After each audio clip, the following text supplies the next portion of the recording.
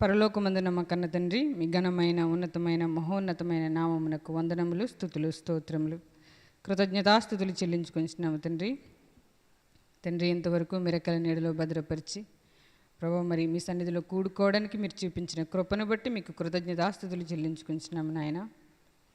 మీ పిల్లలమైన మేము ఎల్లప్పుడూ మీ యందు భయభక్తులు గలవారమే నాయన, దీర్ఘశాంతము గలవారమే, సాత్వికమైన మనస్సు గలవారమే నాయన, మీకు ప్రీతికరమైన సేవ చేయుటకు మాకు సహాయం చేయండి. వినయ భయభక్తులతో మీకు ఇష్టమైన సేవ చేయుటకు మాకు సహాయం చేయండి నాయన. మీ దయలో మీ కృపలో మేము వర్ధిల్లునట్లు సహాయం చేయండి నాయన. మీ ప్రేమ ఎంత గొప్పది, మీ ప్రణాళిక ఎంత గొప్పది, మీ సంకల్పం ఎంత గొప్పది, మీ ఆలోచన ఎంత గొప్పది మేము గ్రహించినట్లు నాయన, మీ మాటకి లోబడినట్లు మా అందరి హృదయాలను సిద్ధపరచండి. చెప్పుచున్న నన్ను మరుగుపరిచి మీ ఆత్మశక్తిని నాకు ఇచ్చి, చెప్పుచున్నది నేను కాదని నాయన నీ వాక్కుని వారు గ్రహించినట్లు సహాయం చేయండి నాయన. దైవ వాక్కులు నాయన మీరు నాయన వారికి తెలియజేసినప్పుడు వారు నాయన మీ వాక్కులకి లోబడినట్లు, దుష్టుని జయించినట్లు, విశ్వాసముతో నాయన మీ సన్నిధికి చేరునట్లు, మీ కృపను పొందుకున్నట్లు ప్రతి ఒక్కరికి మీరు సహాయం చేసి నడిపించమని వేడుకొంచున్నాం. మీ ఆత్మ నాయన మాకు తోడుగా ఉంచండి, మా మధ్య ఉంచండి, మాలో ఉంచండి. ఎటువంటి దుష్ట ఆలోచనలకి చోటు ఇవ్వక, ఎంతమాత్రము శరీర సంబంధమైన ఆలోచనలోనికి వాక్యాన్ని నాయన తెచ్చుకోక, ఆత్మ సంబంధమైన ఆలోచనకు నాయన, ఆత్మ సంబంధమైన సంగతులను సరిచూచుకొనుటకు సహాయం చేయండి. అట్టి ధన్యత, అట్టి కృప మీ బిడ్డలకి నిండారుగా దయచేయండి. ఈ కార్యక్రమం అంతట్లో మీరు తోడుగా ఉండి నడిపించమని వేడుకుంటూ మీ ప్రియుడు మా రక్షకుడైన యేసుక్రీస్తు వారి యొక్క మహోన్నతమైన నామం పేరిట ఈ ప్రార్థన మనవులు అడిగి వేడుకుంటున్నాం మా కన్న తండ్రి, ఆమేన్. మన తండ్రి అయిన దేవునికి, మన రక్షకుడైన యేసుక్రీస్తు వారి నామంలో నా నిండు కృతజ్ఞతాస్తుతులు చెల్లించుచున్నాను. కూడి వచ్చిన సహోదరి సహోదరులందరికీ ప్రభు పేరట నా వందనములు. దేవుడు మనల్ని ప్రేమించి తన కృపలో బలపరుస్తూ ముందుకు నడిపిస్తున్నారు గనుక, మనకి నిరీక్షణ క్రీస్తునందే ఉన్నది గనుక, ఈ నిరీక్షణ మనకి లంగరువలే ఉన్నది. పరలోకంలో ఉన్న దేవునికి, భూమి మీద ఉన్న మనకు ఈ నిరీక్షణ లంగరువలే ఉన్నది. తాడు ఎక్కడికి ఉంది? భూమి మీద ఉన్న మన హృదయంలో ఉంది. పరలోకమునందున్న దేవుని దగ్గర నుండి మన హృదయములలోనికి ఉంది అది. కాబట్టి ఈ నిరీక్షణతోనే మనం ముందుకి సాగాలి. ప్రభువునందే మనస్సు నిలపాలి. దేవుని ఆలోచనలు మానవ ఆలోచనలకి చాలా దూరంగా ఉంటాయి. ఆత్మశక్తితో మాత్రమే వాటిని మనం గ్రహించగలము. మనం ఆత్మానుసారంగా నడుచుకున్నప్పుడు, ఆత్మతో దేవుణ్ణి ఆరాధించినప్పుడు, పరిశుద్ధాత్మ శక్తి మనకి సహాయం చేసినప్పుడు దేవుని సంగతులు మనకి అర్థమవుతాయి.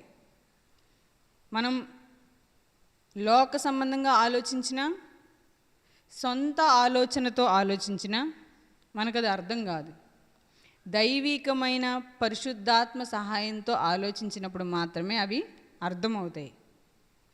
లోకం యొక్క కళ్ళద్దాలతో చూడకూడదు, మన సొంత ఇష్టంతో చూడకూడదు.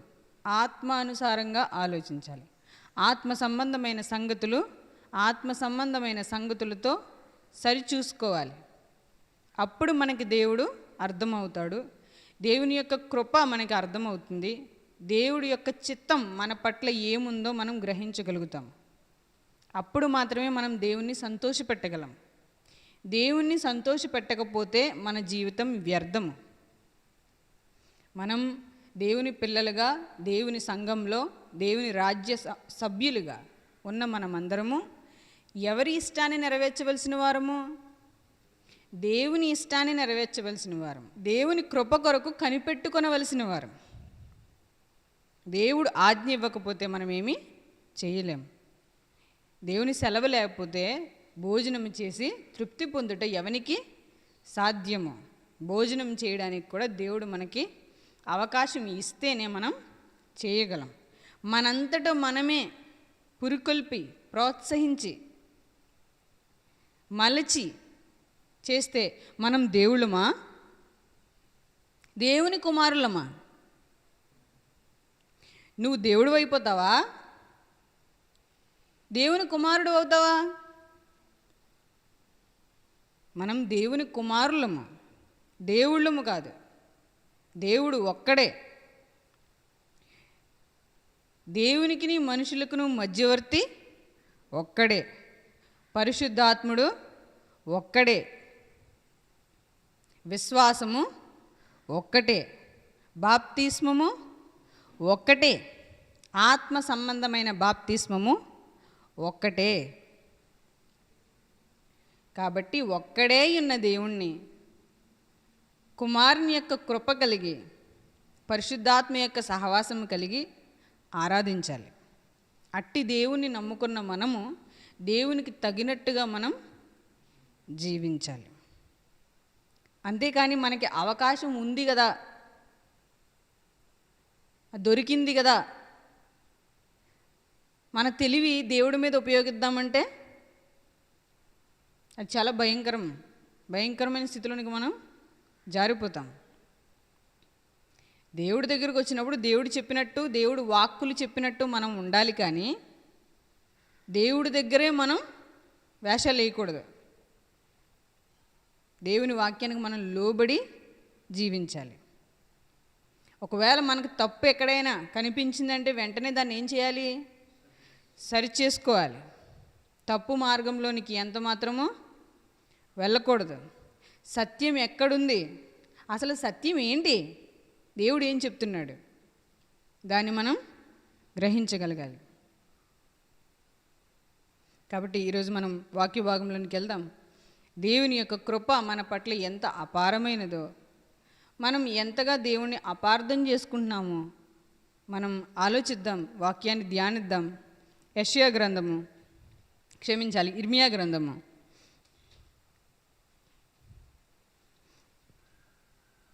3వ అధ్యాయము. ప్రతి ఒక్కరు కూడా మీ చేతిలో ఉన్న దైవ గ్రంథాన్ని తెరిచి ఇర్మియా గ్రంథము 3వ అధ్యాయము 24వ వచనం.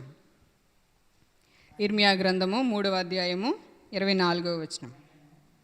అయినను మా బాల్యము నుండి లజ్జాకరమైన దేవత మా పితరుల కష్టార్జితమును, వారి గొర్రెలను, వారి పశువులను, వారి కుమారులను, వారి కుమార్తెలను మృంగివేయుచున్నది. ఇశ్రాయేలీలు దేవుని మీద తిరుగుబాటు చేసి దేవుని మాట వినకుండా తప్పిపోయినప్పుడు పలుకుతున్న మాట, అయినను మా బాల్యము నుండి లజ్జాకరమైన దేవత మా పితరుల కష్టార్జితమును, అంటే చేతి పనిని, వాళ్ళు కష్టపడి పని చేస్తున్నారు కానీ వాళ్ళకి ఏం లేదు, సంతృప్తి లేదు. తెచ్చుకున్నది హాయిగా దేవుని సన్నిధిలో కూర్చుని తినే స్థితి లేదు. వారి గొర్రెలను, వారి పశువులను, వారి కుమారులను, వారి కుమార్తెలను మృంగివేయుచున్నది. వారికి ఏదైతే గొర్రెలు ఉన్నాయో, పశువులు ఉన్నాయో వాటిని, పశువులను, కుమారులను, కుమార్తెలను మృంగివేయుచున్నది. వాళ్ళు దేవుణ్ణి కాకుండా వేరే విగ్రహారాధన, ఆనాటి ఆ దినములలో ఉన్న వేరొక ఆలోచన ప్రకారం దేవుడిచ్చిన కట్టడలు, నియమ నిబంధనలు విడిచిపెట్టి లోకస్తులు, పరజనులు, అన్యులు ఏదైతే అనుసరించి జీవిస్తున్నారో ఆ ప్రకారంగా అనుసరించి జీవించడానికి ఇష్టపడుతూ వెళ్ళిపోతున్నారు వీళ్ళు. దాన్ని ఏమన్నాడు దేవుడు? లజ్జాకరమైన దేవత, అసహ్యకరమైన, ఒక సిగ్గు కలిగించే విధమైన ఒక దేవత. దాని విధానము, దాని క్రమము అది దేవునికి ఎంతో అసహ్యము. ధనాపేక్ష సమస్తమైన కీడులకు మూలము. ధనము, లోకంలో ఉన్న ధనము ఏదైతే ఉందో అది మనిషిని ఎంత దౌర్భాగ్యకరమైన స్థితిలోనికైనా దిగజారుస్తుంది. ఈరోజు మనిషి డబ్బు డబ్బు డబ్బు అనుకుంటూ పరిగెత్తి పరిగెత్తి పరిగెత్తి చచ్చిపోతున్నాడు తప్ప జీవాన్ని ఎంత మాత్రము స్వతంత్రించుకోలేడు, సమాధానాన్ని పొందుకోలేడు, శాంతిని పొందుకోలేడు. జీవితంలో మీరు చూడండి, కళ్ళ ముందు ఎంతమంది డబ్బు కోసం పరుగులెత్తట్లేదు, ఏం సాధించారు చివరికి? ఒకటి, కష్టార్జితమంతా వ్యర్థమైపోతుంది. కష్టపడి సంపాదిస్తారు కానీ ఏమవుతుంది? అది వ్యర్థమైపోతుంది. గొర్రెలన్నీ అది మింగేస్తుంది, పశువులన్నీ అది మింగేస్తుంది, తర్వాతకి పిల్లలను కూడా అది మింగేస్తుంది. ఈరోజు ఎంతమంది కుటుంబాలు పాడవట్లేదు? తండ్రి తన పనిని సక్రమంగా నిర్వర్తించడు. దానివల్ల భార్య భర్త మాట వినదు. భార్య భర్త మాట వినకపోవడం వల్ల, భర్త భార్యను ప్రేమించుకోకపోవడం వల్ల ఏమవుతుంది? పిల్లలు అపవిత్రులైపోతారు. కుటుంబ జీవితం అంతా అస్తవ్యస్తం అయిపోతుంది. మనం చాలా చూస్తాం, కార్టూన్స్ కూడా ఉంటాయి. తత్వం ప్రతి ఒక్కరు ఈజీగా కనిపెడతారు. లోకంలో ప్రతి ఒక్కరు దేన్ని కనిపెడతారు? తత్వాన్ని కనిపెడతారు, హృదయాన్ని కనిపెట్టలేరు. హృదయాన్ని ఎవరు కనిపెట్టగలరు? వాక్యం ఉన్న వాళ్ళు మాత్రమే హృదయాన్ని అర్థం చేసుకోగలరు. ఎందుకంటే మన రక్షకుడు యేసుక్రీస్తు ప్రభువు వారు హృదయాన్ని గురించి మాట్లాడారు కాబట్టి హృదయాన్ని మనం అర్థం చేసుకోగలం. కొద్ది వరకు అర్థం చేసుకోగలం, అంతా అర్థం చేసుకోలేం. ఈ క్రమంలో మనకి లోకంలో కూడా చాలా కార్టూన్స్ ప్రోగ్రామ్స్ కూడా ఉంటాయి. అందులో కుటుంబం జీవితం ఎలా నడుస్తుంది, కుటుంబం ఎలా ఉంటుంది. తండ్రి ఒక లేజీ వ్యక్తిగా ఉంటాడు, పని సరిగ్గా చేయడు, నిర్ణయాలు సరిగ్గా తీసుకోడు, భార్యను ప్రేమించడు, దేవుడు అంటే ఏంటో అతనికి తెలీదు, దేవుడికి భయపడడు.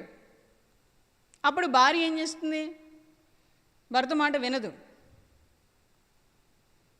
అప్పుడు నా మాట వినలేదని బాధపడతాడు. ఇప్పుడు భార్య కూడా, కొంతమంది మంచి భర్తలు ఉన్నప్పుడు భార్యలు కూడా మాట వినరు. మంచి భర్త చక్కగా చూసుకుంటాడు, అన్నీ ఇస్తాడు,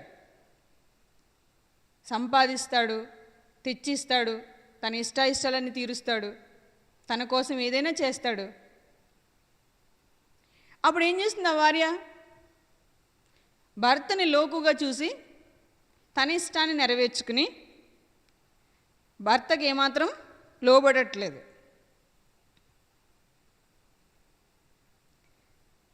ఎప్పుడైతే లోక సంబంధంగా జీవిస్తారో లేదా తమ సొంత ఇష్టాల ప్రకారంగా జీవిస్తారో అప్పుడు కుటుంబం పాడైపోతుంది. పిల్లలు వాళ్ళ మాట వినరు. ఇప్పుడు పిల్లల్ని ఎత్తుకుపోవడానికి ఎవరు రెడీగా ఉన్నారు? అపవాది. ఇంతకుముందు పిల్లల్ని ఎత్తుకుపోవడానికి దొంగ వాళ్ళు వచ్చేవారు. మొన్న కూడా వచ్చారంట, మన ఊరు పోలీస్ స్టేషన్కి అప్పగించారంట. ఇప్పుడు నేను ఆత్మ సంబంధంగా మాట్లాడుతున్నాను. మన పిల్లల్ని ఎత్తుకుపోవడానికి ఎవరు సిద్ధంగా ఉన్నారు? దుష్టుడైన అపవాది మన పిల్లల్ని ఎత్తుకుపోవడానికి సిద్ధంగా ఉన్నాడు. వాడు ఏం చేస్తున్నాడు? ఎరలు వేస్తున్నాడు. లోకంలో ఉన్న సుఖాలని, ఆశలని ఎరవేసి మనల్ని తీసుకెళ్ళిపోతున్నాడు. అప్పుడు కుటుంబం గమనించాలా వద్దా? ఏ కుటుంబమును బట్టి మనం కుటుంబం అని పిలువబడుచున్నాము? దైవ కుటుంబమును బట్టి మనం కుటుంబముగా పిలువబడుచున్నాము. ఇట్టి కుటుంబంగా ఉండవలసిన మనము సొంత ఇష్టాలు నెరవేర్చడము, తమకు నచ్చిన వాటి వైపు వెళ్ళిపోవడం వల్ల ఏమవుతుంది? జీవితం పాడైపోతుంది. భార్య ఇప్పుడు భర్త మాట వినకుండా తమ సొంత కుటుంబస్తుల మాట వింటుంది అనుకోండి, తన తల్లి కుటుంబం మాట వింటుంది, తన భర్తని గౌరవించట్లేదు, భర్త యొక్క బంధువుల్ని గౌరవించట్లేదు, తన తల్లి కుటుంబం చెప్పిన మాటే వింటుంది. అప్పుడు ఏమవుతుంది? భర్త ప్రేమిస్తాడు ఆ భార్యని? ప్రేమించడు. భర్త తన భార్యను ప్రేమించకుండా వంశమను, పరువను, ప్రతిష్టను, కీర్తను, రాజకీయమను వెళ్ళిపోతున్నాడు. ఇప్పుడు అలాంటి భర్తకి భార్య లోబడుతుందా? ఇటు కుటుంబాన్ని దేవుడు ఆశీర్వదిస్తాడా? ఎల్లప్పుడూ డబ్బు వ్యామోహంలో చిక్కుకుపోయిన కుటుంబాన్ని దేవుడు ఆశీర్వదిస్తాడా? తన చిత్తానికి నడిపిస్తాడా? ఒప్పుకుంటాడా? ఆలోచించాలి మనం. ఈరోజు 50 మంది క్రైస్తవ సమాజం కుటుంబాలు ఎలా ఉన్నాయి? పిల్లలు ఎలా ఉన్నారు? భర్త ఎలా నడుచుకుంటున్నాడు? భార్య ఎలా నడుచుకుంటుంది? దేవుని వాక్యం ఏం సెలవిస్తుంది? ఏం చేయాలి భర్త? భర్తకి శిరస్సు ఎవరు? క్రీస్తు. క్రీస్తును శిరస్సుగా ఉంచుకుని క్రీస్తు అడుగుజాడల్లో నడుస్తూ క్రీస్తు వలె బ్రతికితే భర్తకి ఏముంది? ఆత్మరక్షణ ఉంది, కుటుంబం రక్షింపబడుతుంది, సంఘజీవిగా కొనసాగితే, దేవుని యందు భయభక్తులు కలిగి జీవిస్తే అతనికి పరలోకము ఉంది. దేవుని చిత్తం నెరవేరుస్తూ దేవుని సన్నిధిలో ఆనందిస్తూ తన జీవితాన్ని చక్కగా దేవుడిలో కొనసాగించవచ్చు. ఇలాంటి భర్తకున్న భార్య భర్తకు లోబడి జీవించి చక్కగా భర్తను ప్రేమించి, భర్తకు లోబడి బిడ్డలను ప్రేమించి, మంచి మనసాక్షి కలిగి తన పనులన్నీ సక్రమంగా చేసుకున్నప్పుడు, ఇంట నుండి పని చేసుకుని స్వస్థ బుద్ధి కలిగి మంచి ఉపదేశం చేసేవారై ఉండి మంచిగా ఉన్నప్పుడు ఆ కుటుంబం ఏమవుతుంది? ఆశీర్వదింపబడుతుంది, దీవింపబడుతుంది. అట్టి తల్లిదండ్రుల యొక్క పిల్లలు దేవునిలో ఉన్నతంగా కొనసాగగలుగుతారు. ఎట్టి నిర్ణయాలు తీసుకోవాలి, దేనికి ప్రియారిటీ ఇవ్వాలి, ధనమునక, సొంత ఇష్టానిక, లోకస్తుల యొక్క ఆలోచనలు నెరవేర్చుట కొరక, లేదా దేవుని యొక్క చిత్తమును జరిగించుట కొరక, దేనికి నేను సిద్ధపడాలి, దేనికి నేను చోటు ఇవ్వాలి అని వాళ్ళు ఆలోచించుకోగలుగుతారు. మీకు అర్థమవుతున్నాయి అనుకుంటున్నాను నా మాటలు. లజ్జాకరమైన దేవత ఏం చేస్తుంది? వారి కష్టార్జితాన్ని, వారి గొర్రెలను, వారి పశువులను, చివరికి వారి పిల్లలని మృంగివేయడానికి సిద్ధంగా ఉంది. ఇప్పుడు ఏమంటున్నారు వాళ్ళు? సిగ్గునొందిన వారమై, 25వ వచనం, సిగ్గునొందిన వారమై సాగిలపడదము రండి, మనము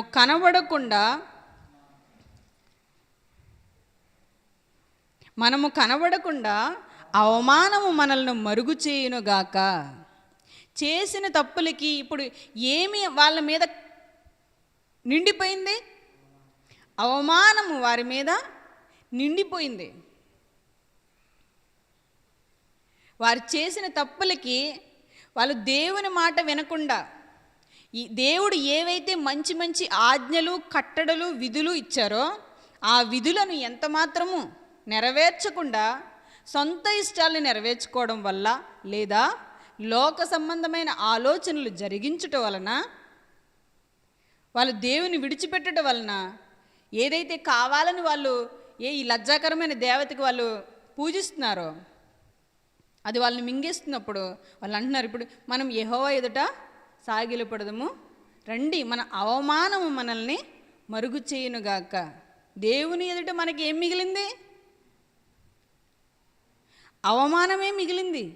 ఈ దినమున మనకి ఏమీ మిగలలేదు, అవమానం మిగిలింది.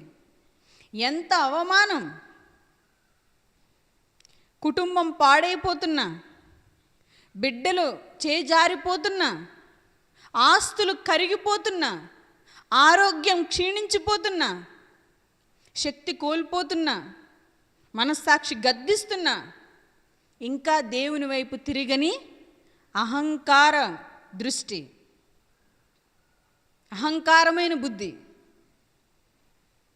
ధన వ్యామోహం మనల్ని ఇంకా ఇంకా పట్టి పీడిస్తున్నాయి. సంతోషం లేదు, సమాధానం లేదు, శాంతి లేదు, సంతృప్తి లేదు. అయినా ఇంకా ఏం ఏలుతుంది మన హృదయాలను? గర్వం మన హృదయాల్ని ఏలుతుంది, అహంకారం మన హృదయాల్ని ఏలుతుంది. దేవుని భయం ఎంత మాత్రమూ లేదు. నరకం పొంచి ఉంది. చేసిన పాపాలకు పరిస్థితులన్నీ హెచ్చరిస్తున్నాయి. జీవితం చేజారిపోయింది, ఏమీ సాధించలేకపోయారు, బిడ్డలు చేజారిపోయారు, ఆస్తులు కోల్పోయారు. అయినా సరే ఇంకా ఏమేలుతుంది హృదయాల్లో? గర్వమే ఏలుతుంది. కృప మనల్ని ఏలట్లేదు. కృప ఎప్పుడు ఏలుతుంది? దేవుని ఎదుట సాగిలపడినప్పుడు కృప మనల్ని ఏలుతుంది. అయ్యా, నేను తప్పు చేశాను, నేనేం చెయ్యలేకపోయాను, నేను మంచిగా ఉండలేకపోయాను, నీ ఆజ్ఞలను అనుసరించి జీవించలేకపోయాను అని నీ సన్నిధిలో ఒప్పుకుంటున్నాను అన్నప్పుడు మాత్రమే మనకి కృప లభిస్తుంది. మనుషుల వలన మనకి రక్షణ రాలేదు, మన అమ్మమ్మ వల్ల, తాతయ్య వల్ల మనకు రక్షణ రాలేదు, మనుషులు మన కొరకు రక్తం కార్చలేదు. తల్లిదండ్రుల వలన, పెద్దల వలన, మనుషుల వలన మనకి ప్రాయశ్చిత్తం జరగలేదు. యేసు రక్తం వలన మాత్రమే మనకి ప్రాయశ్చిత్తం జరిగింది. క్రీస్తును మనం అంగీకరించి క్రీస్తు కొరకు మనం బ్రతకాలి. దేవుని వాక్కులకు మనం లోబడి జీవించాలి. వాక్కులకు వ్యతిరేకంగా జీవిస్తే ఆ వాక్యమే మనల్ని కాల్చేస్తుంది. జాగ్రత్త. ఏ వాక్యానికైతే వ్యతిరేకంగా వెళ్తున్నామో అదే వాక్యం మనల్ని కాల్చేస్తుంది. ఇర్మియా గ్రంథం 5వ అధ్యాయము 12వ వచనం నుండి 14వ వచనం వరకు.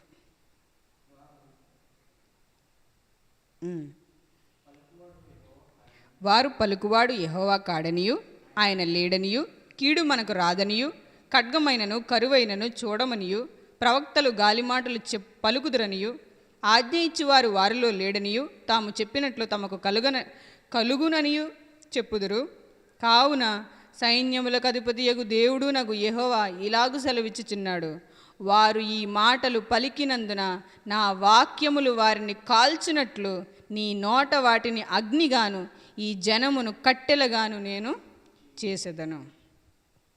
వాళ్ళు దేవుని మాటకి విధేయత చూపించకుండా, దేవుని ప్రవక్తలు చెబుతున్నా అర్థం చేసుకోకుండా, అదేం మా మీదకి రాదులే రాదులే రాదులే అని గెంటుకుని వెళ్ళిపోతుంటే దేవుడు తెలియజేస్తున్న మాట, నువ్వు రాదంటున్నావు కనుక వాక్యం ఏం చేస్తుంది? వాక్యం అగ్నిగా ఉంటుంది, అందులో కాలిపోయే కట్టెలుగా మీరు ఉంటారు. వాక్యం అగ్ని అయిపోతుంది, మనుషులు ఏమైపోతున్నారు? కట్టెలు అయిపోతున్నారు. కాలిపోతే ఏం మిగులుతుంది? బూడిద మిగులుతుంది. తగ్గించుకుంటే ఏం మిగులుతుంది? ప్రాణం మిగులుతుంది. కృప మనకి అనుగ్రహింపబడుతుంది. దేవుడు ఏం చెప్తున్నారు? నా ఆజ్ఞల ప్రకారం జీవించడానికి నిన్ను నువ్వు మలుచుకో, నీ హృదయాన్ని నువ్వు లోపరుచుకో. 119వ కీర్తన 112వ వచనం.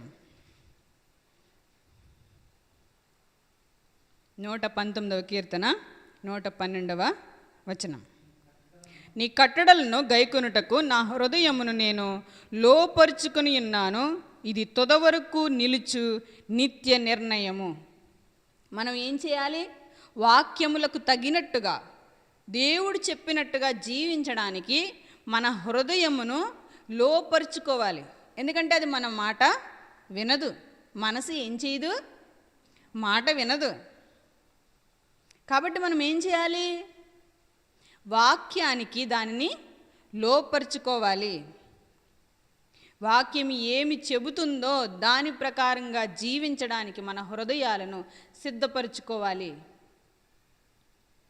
దేవుని చిత్తానికి మనం తలవంచాలి. దేవుని ఉద్దేశములు గ్రహించుటకు మనల్ని మనం పూర్తిగా ఆయనకి అప్పగించుకోవాలి.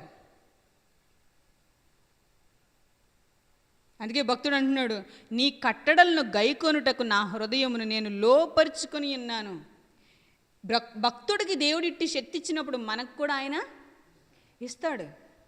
లోపరుచుకోవాలి మన హృదయాల్ని. దేవుని కట్టడలను అనుసరించి జీవించడానికి, దేవుని ఎదుట సాగిలపడడానికి మన హృదయాల్ని మనం లోపరుచుకోవాలి. చూడండి, ఇర్మియా గ్రంథం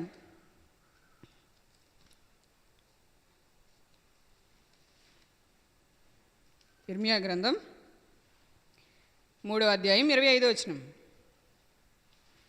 మన దేవుడైన యెహోవా మాట వినక మనమును మన పితరులను మన బాల్యము నుండి నేటి వరకు మన దేవుడైన యెహోవాకు విరోధముగా పాపము చేసిన వారము. బాల్యము నుండి నేటి వరకు మన పితరులను, మన దేవుడైన యెహోవా మాట వినక మనమును మన పితరులను మన బాల్యము నుండి నేటి వరకు మన దేవుడైన యెహోవాకు విరోధముగా పాపము చేసిన వారము. పితరులను అనుసరిస్తున్నారేమో జాగ్రత్త. వంశాన్ని అనుసరిస్తున్నారేమో జాగ్రత్త. చాలామందికి బలహీనత ఉంటుంది. మనిషి చెప్పిన మాట వినలేడు, కానీ తన ఎదుట ఒక వ్యక్తి బ్రతికినప్పుడు ఆ మనిషిని చూసి బ్రతికేస్తాడు. కాబట్టి పితరులు, పెద్దలు, మా అమ్మ చెప్పింది, మా నాన్న చెప్పాడు, అది వాక్యం అయితే పర్వాలేదు, వాళ్ళు వాక్యానుసారంగా ఉండమని చెబితే పర్వాలేదు, ఆత్మ సంబంధమైన మాటలు చెబితే పర్వాలేదు. అంతేగాని లోక సంబంధమైన పద్ధతులను వారు అనుసరించి జీవించినప్పుడు అదే పద్ధతిని ఇప్పుడు అనుసరించి జీవిస్తే ఏమవుతుంది? అది భయంకరమైన పాపంలోనికి నడిపిస్తుంది. వీళ్ళు ఏం చేశారు? ఈ లజ్జాకరమైన దేవతను పూజించి వీళ్ళ పితరులు, ఇదంతా కూడా వాక్య విరుద్ధమైనది, దేవుని ఆజ్ఞలకు వ్యతిరేకమైనది, కేవలం ధనార్జనే ధ్యేయంగా పరుగులెత్తిన జీవితం. మన దేవుడని యెహోవా మాట వినక, దేవుని మాట మేము వినక, దేవుని ఆజ్ఞలను అనుసరించక, ప్రవక్తలు మాకు చెబుతూ వస్తున్న దాన్ని మేము జరిగించక, మన పితరులను మనమును మన బాల్యము నుండి నేటి వరకు మన దేవుడైన యెహోవాకు విరోధముగా పాపము చేసిన వారము. దేవునికి విరోధముగా పాపము చేసి ఉన్నాము. దేవుని మాట మనము ఎంత మాత్రము వినలేదు. మనమే ఏదో చేసేసి, మనమే ఏదో జరిగించేసి, ఏదో పొందుకుని ఏదో సాధించేద్దామని ప్రయాసపడ్డాము. అన్నీ ఇచ్చే దేవుణ్ణి వదిలేసుకున్నాము. దేవుడు చెప్పారు చక్కగా, మీరు ఈ ఆజ్ఞలను కట్టడలను అనుసరించి మీరు జీవిస్తే మీకు కావలసినవన్నీ నేను ఇస్తాను. అవి ఎక్కడి నుంచి వస్తాయి? పరలోకం నుండి వస్తాయి. వీళ్ళేం చేస్తున్నారు?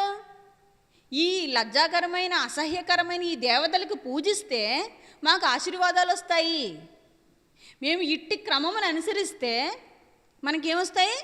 డబ్బు కలిసి వస్తుంది, మనకు బాగుంటుంది, మన పంటలు పండుతాయి, మనకు డబ్బులు కలిసి వస్తాయి, మన పిల్లలు సుఖాల వెంబడి వెళ్ళొచ్చు, సుఖాలతో బ్రతకొచ్చు అని వాళ్ళు మాయలో ఉన్నారు. అది నిజమో కాదు, అపవాది వాళ్ళని మింగేస్తున్నాడని వీళ్ళు గ్రహించలేని స్థితిలోనికి జారిపోయారు. దేవుడు మనకి సమస్తము అనుగ్రహిస్తాడు, దేవుణ్ణి గట్టిగా పట్టుకోవాలి అనుకోవట్లేదు. మేము ఏదేదో చేసేస్తే మాకు ఏదో వచ్చేస్తుందని వీళ్ళు ప్రయాసపడుతున్నారు. ఏమొస్తుంది? ఏమీ రాదు. వాక్యం అగ్ని, మనుషులు కట్టెలు. సమస్తము దేవుని యందే ఉన్నది, క్రీస్తునందే ఉన్నది. ఆత్మ లేకపోతే వేరే ఏ ఆత్మ అయినా మనకి నడిపింపు ఉంటే అదేమవుతుంది? తప్పుడు మార్గంలోనికి తీసుకెళ్ళిపోతుంది. ఏ ఆత్మ మిమ్మల్ని నడిపిస్తుంది? ఏ ఆలోచన మిమ్మల్ని నడిపిస్తుంది? ఏ శక్తి మిమ్మల్ని బలహీనపరుస్తుంది? ఎంత భయంకరమైన స్థితిలోనికి జారిపోతున్నాము. గ్రహించుకోవాలి. రండి, దేవుని ఎదుట సాగిలపడదాము, ఇప్పటికైనా మారు మనసు పొందుదాము. కొందరు ఒక పక్షమున, కొందరు ఒక పక్షమున వెళ్ళిపోతే ఏమవుతుంది? పాపం అవుతుంది. దేవుడు మనకి నీతిని మనం మర్చిపోతే ఏమవుతుంది? ఎవరు మనకి నీతి? మనం చేసిన క్రియలను బట్టి మనం నీతిమంతులమా? మనం నమ్ముకున్న దేవుణ్ణి బట్టి మనం నీతిమంతులమా? మనం నమ్ముకున్న దేవునిని బట్టి మనం నీతిమంతులము. యెహోవా మనకు నీతి. ఇది గొప్ప వాగ్దానము. ఇర్మియా గ్రంథము 23వ అధ్యాయము 6వ వచనం. ఇర్మియా గ్రంథము 23వ అధ్యాయము 6వ వచనం.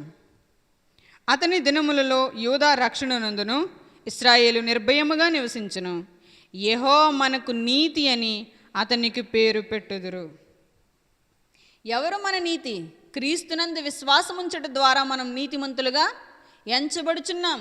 మనము చేసిన క్రియలను బట్టి మనం నీతిమంతులము కాము. ఎన్ని పనులు చేస్తాం?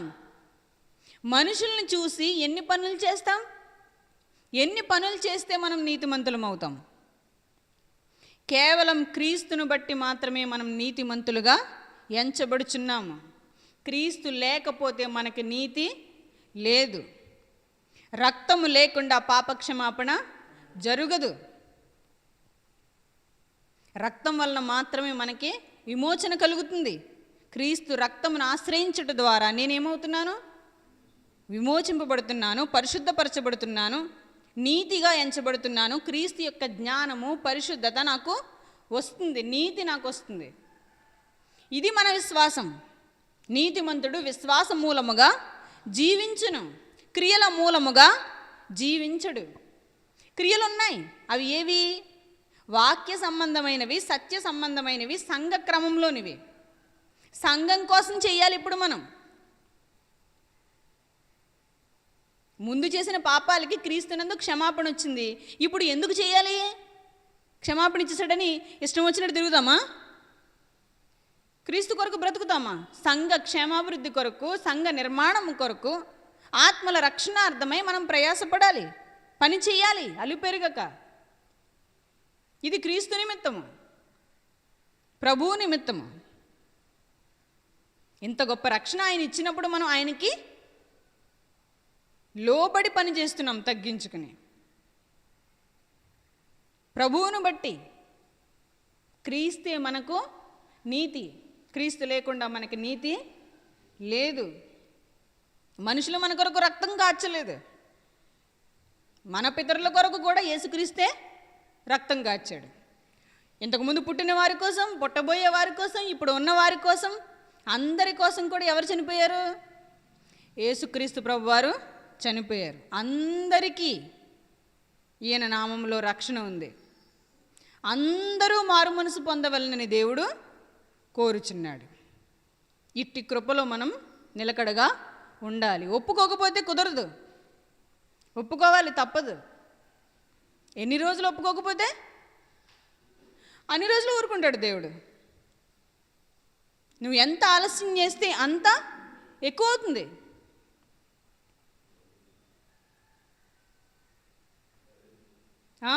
తప్పదు. మనం దేవుని మాటకి లోబడాలి, దేవుని చిత్తానికి ఒప్పుకోవాలి. ఇది మనుషుల మాట కాదు, ఇది దేవుని మాట. మనం దేవుని నీతిని జరిగించవలసిన వారమై ఉన్నాము.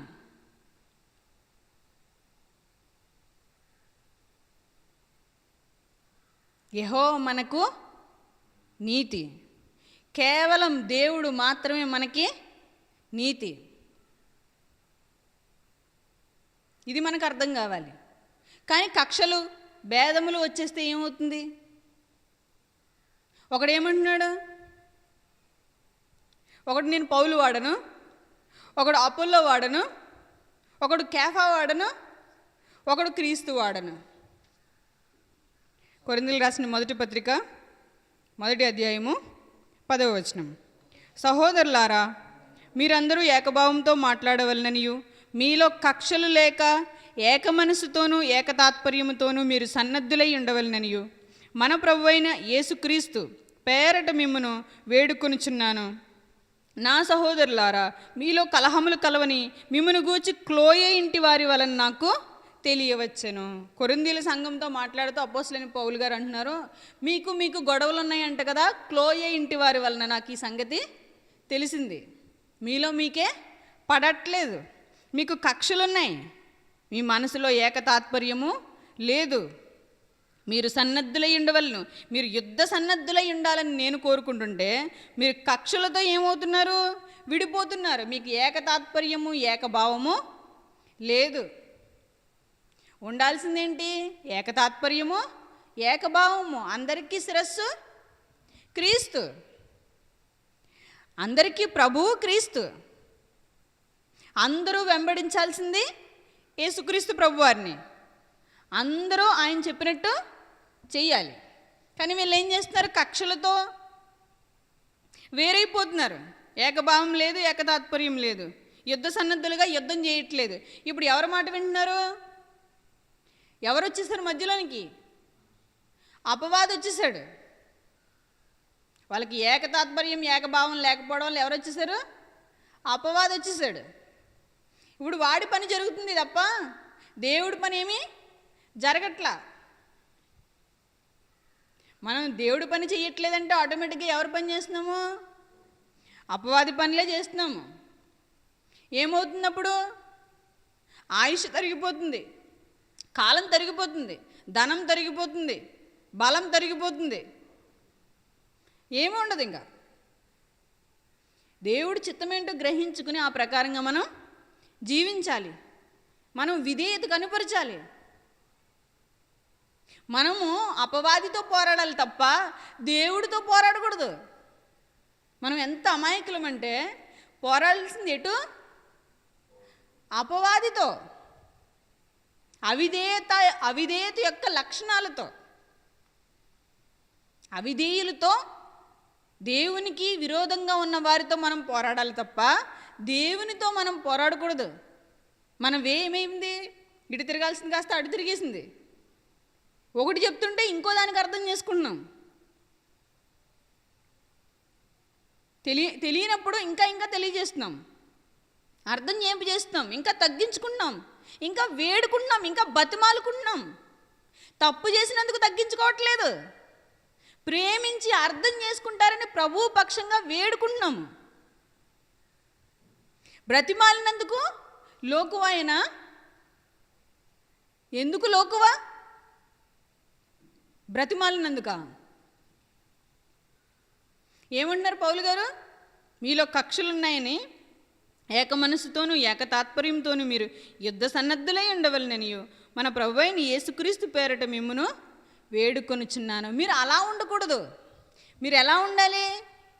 యుద్ధ సన్నద్ధులై ఉండాలి, ఏకభావం గలవారై ఉండాలి. జాగ్రత్తగా చదువుదాం, చూడండి 10వ వచనం. సహోదరులారా, మీరందరూ ఏకభావంతో మాట్లాడవలననియు. ఏకభావంతో మాట్లాడాలి. భావం వేరైపోతే మాట వేరైపోతుంది. ఒకరు ఒకటి మాట్లాడుతున్నారు, ఇంకొకరు ఇంకొకటి మాట్లాడుతున్నారు. అంటే ఏం జరుగుతుంది? వేరైపోతుంది ఆలోచన. దేవుడు ఆలోచనలోనికి రావట్లేదు.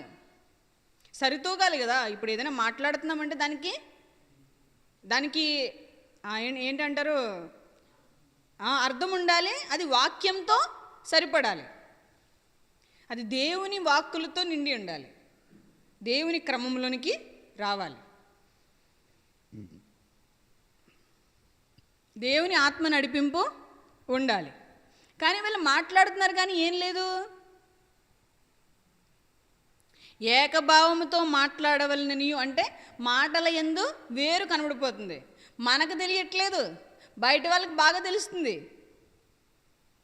మన మాటలు వేరైపోతున్నాయి. ఎవరికి తెలుస్తుంది? మనకు తెలియదు. మన ముఖం మీద ఉన్న మచ్చలు మనకు కనబడవు. ఎవరికి కనబడతాయి? బయట వాళ్ళకి బాగా కనబడతాయి. అందుకే మనం ఏం చేయాలి? ఫస్టే అద్దంలో చూసుకుని శుభ్రం చేసుకుని బయటికి రావాలి. ఇప్పుడు అద్దం ఏమిటి? వాక్యం. ముందు వాక్యంలో మనం సరిచూసుకుని తర్వాత మనం బయటికి రావాలి. మన కంట్లో దూలం పెట్టుకుని, మన మొహం మీద మచ్చలు పెట్టుకుని, దేవుడు యేసుక్రీస్తు ప్రభువు వారు గొప్పవారు. ఆయన మొహం కంట్లో దూలం అన్నారు. ఆయన మనకి కంట్లో దూలము, ముఖం మీద మచ్చలు ఇంకా పెరిగిపోతున్నాయి పాపాలు. మనం చేసింది 1, 2 కాదు కదా, ఇంకా ఎక్కువైపోతున్నాయి. చేసింది తప్పు అంటుంటే ఇంకా ఎక్కువ తప్పు చేస్తున్నాం తప్ప ఒప్పుకోవట్లేదు. మనం ఒప్పుకుని విడిచిపెడితే కృప అనుగ్రహింపబడుతుంది. మీరు ఏకభావంతో మాట్లాడవలననియు మీలో కక్షలు ఉండకూడదు. ఇంత ప్రయాసపడుతుంది, ఇంత గట్టిగా చెప్తుంది ఎందుకు? ఇప్పుడు మీకు ఏకభావం రావాలి, కక్షలు ఉండకూడదు. ఏక మనస్సుతోనూ ఏక తాత్పర్యముతోనూ మీరు సన్నద్ధులై ఉండవలననియు మన ప్రభువైన యేసుక్రీస్తు పేరట మిమ్మును వేడుకొనుచున్నాను. యేసుక్రీస్తు పేరట మిమ్మును వేడుకొనుచున్నాను. మీరు యుద్ధ సన్నద్ధులై ఉండాలి, ఏకభావంతో మాట్లాడాలి, తాత్పర్యం కలిగి ఉండాలి. నా సహోదరులారా, 11వ వచనం. నా సహోదరులారా, మీలో కలహములు కలవని మిమ్మల్ని గూర్చి క్లోయే ఇంటి వారి వలన నాకు తెలియవచ్చును. మీలో ఒకడు నేను పౌలు వాడను, ఒకడు నేను అపోల్లో వాడను, మరి ఒకడు నేను కేఫా వాడను, ఇంకొకడు నేను క్రీస్తు వాడనని చెప్పుకొనుచున్నారని నా తాత్పర్యము. మీరు మనుషుల వారా, క్రీస్తు వారా? ఒకరు ఒక పక్షమునకును ఒకరు మరొక పక్షమునకును వెళ్ళిపోతే క్రీస్తు ఏమవ్వాలి? విభజించిపోయాడా? క్రీస్తు విభజింపబడి ఉండనా? పౌలు మీ కొరకు రక్తం కాచెనా? ఎవరు మీ కొరకు సిలువ వేయబడిన? క్రీస్తు సిలువ వేయబడిన. క్రీస్తు మన పాపముల నిమిత్తం రక్తం కార్చెను. కాబట్టి ఒకరు ఒక పక్షమున మరొకరు మరొక పక్షమునకు వెళ్ళకూడదు. అందరూ క్రీస్తు పక్షానికే ఉండాలి, వాక్యానికి లోబడి జీవించాలి. మన పాపములు, మన ఆలోచనలు, మన నడిపింపు దేనివైపు మనం గ్రహించుకోవాలి. క్రీస్తు విభజింపబడి ఉన్నాడా? పౌలు మీ కొరకు సిలువ వేయబడినా? పౌలు నామమున మీరు బాప్తిస్మం పొందిదిరా? ఏ నామంలో పొందారు మీరు? బోధించే వాళ్ళ నామంలోనా? ఎవరి గురించి అయితే బోధింపబడుతుందో వారి నామంలోనా?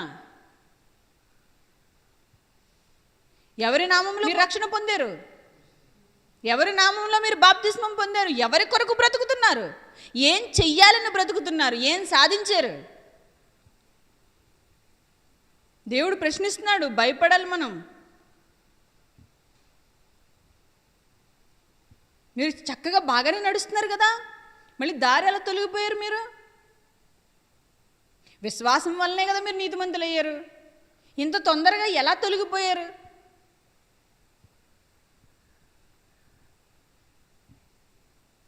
ప్రభువుకు భయపడవద్దా? వాక్యానికి లోబడవద్దా? సత్యం గ్రహించవద్దా? మనం ఆలోచించాలి. లోకంలో ఉన్నదంతయు నేత్రాశ, శరీరాశ, జీవపుడంబము. నా చిన్నపిల్లలారా మీకు రాయిచున్నాను. మీరు దుష్టుని జయించినారు కనుక మీకు యవ్వనస్తులారా మీరు దుష్టుని జయించినారు కనుక మీకు రాయిచున్నాను.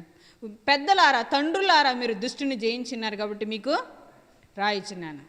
చిన్నపిల్లలారా మీరు సత్యమును గ్రహించారు కాబట్టి మీకు రాయిచున్నాను. యోహాన్ గారు రాసిన మొదటి పత్రిక 1వ అధ్యాయము 12వ వచనం. చిన్నపిల్లలారా ఆయన నామమును బట్టి మీ పాపములు క్షమింపబడినవి గనుక మీకు రాయిచున్నాను. తండ్రులారా మీరు ఆది నుండి ఉన్నవారిని ఎరిగి ఉన్నారు గనుక మీకు రాయిచున్నాను. యవ్వనస్తులారా మీరు దుష్టుని జయించి ఉన్నారు గనుక మీకు రాయిచున్నాను.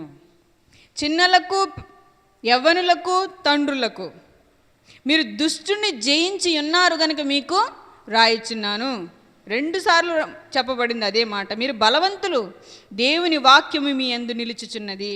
మీరు దుష్టుని జయించి ఉన్నారు గనుక మీకు రాయిచున్నాను. ఈ లోక స్నేహము, ఈ లోకమునైనను లోకములో ఉన్న వాటినైనను ప్రేమింపకుడి. ఎవడైనా లోకమును ప్రేమించిన యెడల తండ్రి ప్రేమ వానిలో ఉండదు. లోకములో ఉన్నదంతయు అనగా శరీరాశయు, నేత్రాశయు, జీవపు డంబమును తండ్రి వలన పుట్టినవి కావు. అవి లోక సంబంధమైనవే. లోకమును దాని ఆశయు గతించిపోవును, పోవుచున్నవి గాని దేవుని చిత్తమును జరిగించువాడు నిరంతరమును నిలుచును. లోకములో ఉన్నదంతయు నేత్రాశ, శరీరాశ, జీవపు డంబము. అక్కడ ఏమీ లేదు. అది తుదకి మరణానికి తీసుకెళ్ళిపోతుంది. అక్కడ క్రీస్తు ఎంత మాత్రము లేడు. క్రీస్తు ప్రభువారు అక్కడ లేరు. లోకం వైపు మనం ఎంత మాత్రము చూడకూడదు. లోక సంబంధమైన వాటిని మనం ఆశించకూడదు. శరీరాశ, నేత్రాశ, జీవపు డంబము అది డబ్బు, రాజకీయము, సుఖము, వ్యభిచారముతో నిండింది. ప్రకటన గ్రంథంలో మీరు చూడొచ్చు. ప్రకటన గ్రంథము 17వ అధ్యాయము మొదటి 2 వచనాలు మీరు చూస్తే అక్కడ జలముల మీద కూర్చున్న మహావేశ్య, రాజులు దానికి నమస్కరిస్తారు. అదంతా రాజకీయంతో నిండిపోయింది. జలముల మీద కూర్చున్న మహావేశ్య, ప్రజల మీద కూర్చున్న వేశ్య, వ్యభిచారిణి. ఈ లోక స్నేహము దేవునితో వైరమని మీరు ఎరుగరా వ్యభిచారుణులారా? యాకోబు గారు చెప్తారు 4:1-4. యాకోబు పత్రిక రాసుకోండి, రాసుకునే వాళ్ళు రాసుకోండి. యాకోబు పత్రిక 4వ అధ్యాయము 1వ వచనం నుండి 4 వచనాలు. ప్రకటన గ్రంథం 19వ అధ్యాయము 1-2 వచనాలు. ఏం చెప్తున్నాయి ఈ వచనాలన్నీ? ఈ వచనాలన్నీ ఏం చెప్తున్నాయి? లజ్జాకరమైన దేవత, అసహ్యకరమైన ఈ దేవత, మహావేశ్య, ఈ లోకాధికారి, అధికార దాహం, వ్యభిచారం, ధనదాహం, సుఖం కోసం, సౌఖ్యం కోసం వెంపర్లాడి అనుభవించి శరీరాన్ని పాడు చేసుకుని దౌర్భాగ్యకరమైన స్థితిలోనికి జారిపోవడం. ఏముంటుంది? శరీర సుఖంలో ఏముంది? ఎంత చేసినా ఏముంది? అలా చేసి రోగ్రస్తులు అయిపోయి చనిపోయిన వాళ్ళు ఎంతోమంది ఉన్నారు. డబ్బు కోసం పరిగెట్టి మొత్తం కుటుంబానంతా పోగొట్టుకుని, ఆస్తి పోగొట్టుకుని, జీవితాన్ని ఛిద్రం చేసుకుని చనిపోయిన వాళ్ళు, సంతృప్తి లేక బాధతో విలవెల్లాడి చనిపోయిన వాళ్ళు ఎంతోమంది ఉన్నారు. అధికారాలు, రాజకీయాలు, డబ్బు, సౌఖ్యం, సుఖం మనకేమీ మిగల్చదు. అది మనకొద్దు. మనం లోకానికి పూర్ణంగా వేరైపోవాలి. ప్రత్యేకంగా జీవించాలి. ప్రభువు కొరకు మాత్రమే జీవించాలి. అప్పుడే మనకి దేవుని యొక్క కృప మనకి అనుగ్రహింపబడుతుంది. దేవుడు అహంకారులను ఎదిరించి దీనులకు కృప అనుగ్రహించిన కృప వెంబడి కృప మనకి అనుగ్రహింపబడుతుంది. మన సొంత ఇష్టాల్లోనికి మనం ఎంత మాత్రమో వెళ్ళిపోకూడదు. సొంత ఇష్టం మనల్ని పాపంలోనికి నడిపిస్తుంది, అపవిత్రతలోనికి తీసుకెళ్ళిపోతుంది, అసహ్యకరమైన పనులన్నీ చేయిస్తుంది. అది పాపం. అది యెహోవాయే మనకి నీతి. యేసుక్రీస్తు వలన మాత్రమే మనం నీతిమంతులుగా ఎంచబడుచున్న. మన క్రియలను బట్టి మనం ఎంత మాత్రమూ రక్షణ పొందలేదు. క్రీస్తు వలన మాత్రమే మనం పొందాం. ఒకవేళ మన క్రియల వల్ల అనుకుని మనం మోసపోతే మనం పాపంలో పడిపోతాము. పాపం జరిగిపోతుంది మనకు తెలియకుండానే. క్రీస్తుని మనం ఆశ్రయించాలి. క్రీస్తునందు మాత్రమే మనం విశ్వాసం ఉంచాలి. ప్రభువులో మాత్రమే మనకు కృప మిగులుతుంది. ధనం కోసం వెళ్ళామా పాపం జరిగిపోతుంది. గొప్పల కోసం, హెచ్చుల కోసం వెళ్ళామా నిరాశ ఊబిలో పడిపోతాం. సుఖ సౌఖ్యాల కోసం వెళ్ళామా మరణం మనల్ని పొంచి ఉంది. ఏం చేసినా మనకి ఏమీ మిగలదు. మనకు దేవుడే శరణం. దేవాది దేవుడే మనకి శరణం. యేసు నామమే మనకి శరణం. క్రీస్తునందు మాత్రమే నిత్య జీవం. క్రీస్తులో మాత్రమే మనం బ్రతకగలం. అయ్యో డబ్బు లేకపోతే ఎలాగా, పొద్దున్న లేచిన దగ్గర నుంచి డబ్బే జీవితం కదా, డబ్బు లేకపోతే ఏం జరగదు కదా అని నువ్వు అనుకోవద్దు. నువ్వు క్రీస్తునందు విశ్వాసం ఉంచు. నువ్వు విశ్వాసం ఉంచడం ద్వారా దేవుడు తన ఐశ్వర్యం చొప్పున క్రీస్తేసునందు మన అవసరతలను తీర్చును. నువ్వు విశ్వాసం ఉంచు, ధైర్యం ఉంచు, పని పూనుకో. దేవుడు నీకు సహాయం చేస్తాడు. దేవుడు కొరకు నువ్వు బ్రతకడానికి సిద్ధపడు. అప్పుడు నీకు దేవుడు సహాయం చేస్తాడు. నువ్వు నమ్మకపోతే ఏది నీకు రాదు. నువ్వు చేసిన పాపాలు ఒప్పుకో, మారు మనసు పొందు, పశ్చాత్తాపడు, క్రీస్తు రక్తంలో కడిగి వేసుకో. నీ పాపాలు కడిగి వేసుకో అన్నాడు. మారు మనసు పొందు. వెంటనే ఏం చెప్తున్నాడు దేవుడు, దానికి ఒప్పుకో. దేవుడు మనల్ని లేపుతాడు, పైకి సహాయం చేస్తాడు. ఒప్పుకున్నారు వాళ్ళు.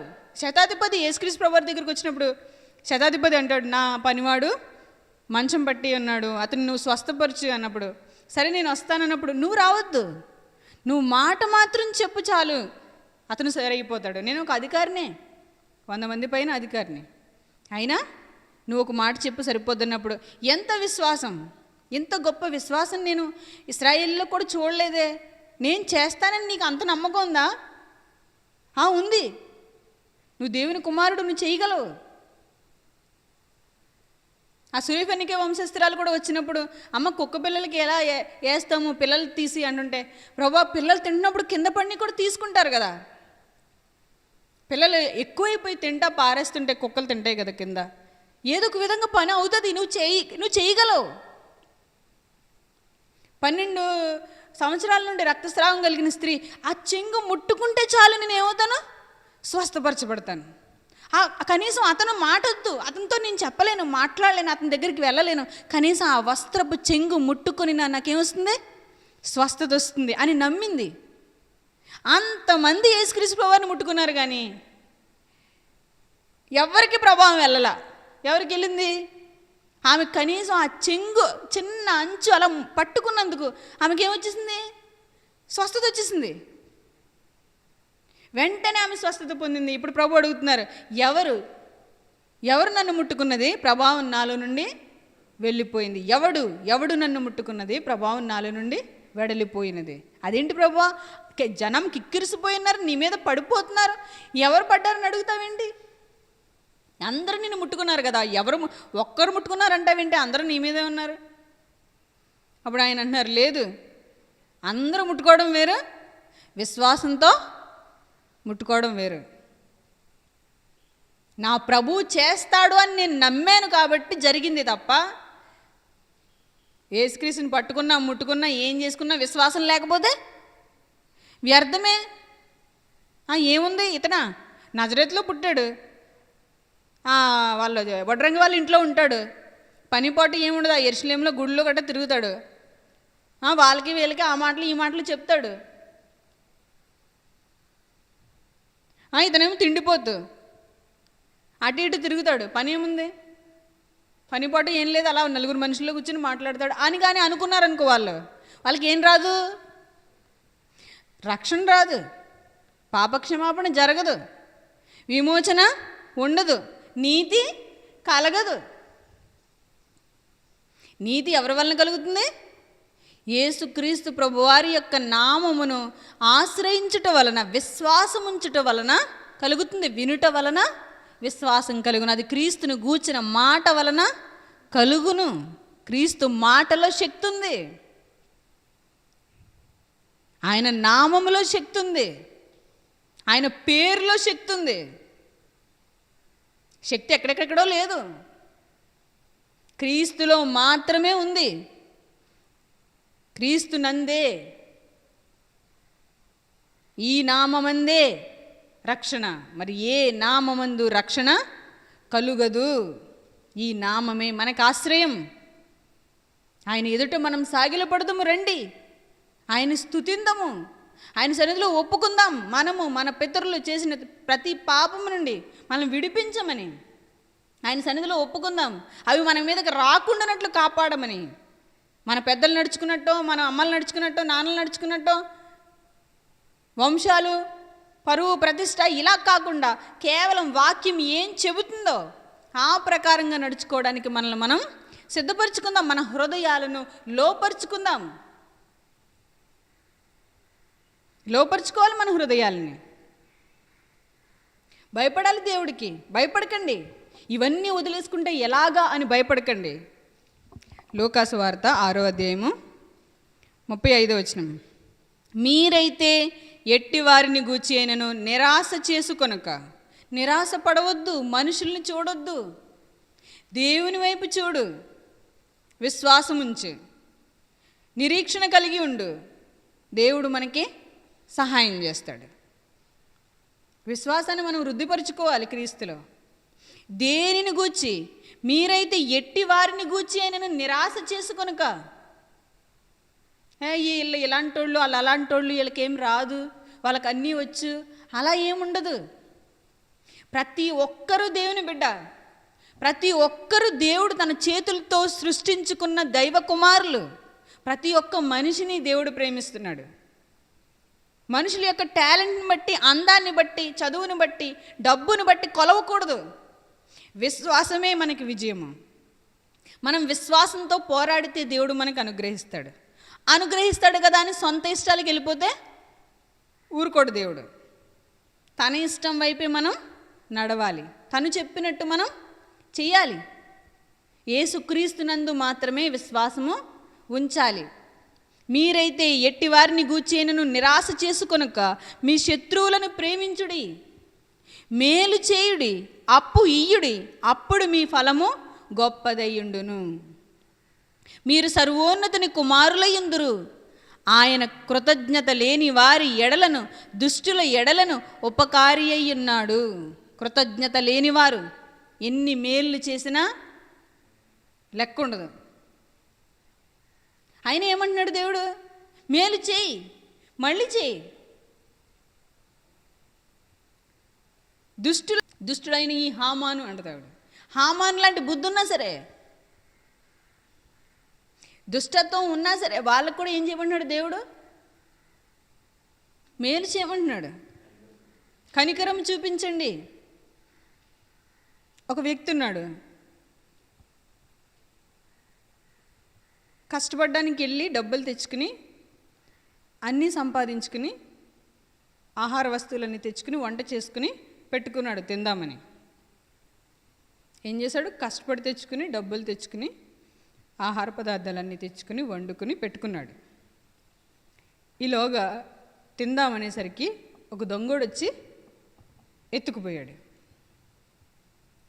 మళ్ళీ వెళ్ళి అదే ఆకలితో మళ్ళీ వెళ్ళి వెంటనే వచ్చేస్తే మళ్ళీ కష్టపడి పని చేస్తూనే వస్తాయి. మళ్ళీ వెళ్ళి మళ్ళీ కష్టపడి తెచ్చుకుని మళ్ళీ తయారు చేసుకుని మళ్ళీ అన్నీ కొనుక్కొని వండుకొని తెచ్చుకుని మళ్ళీ పెట్టుకున్నాడు తిందామని.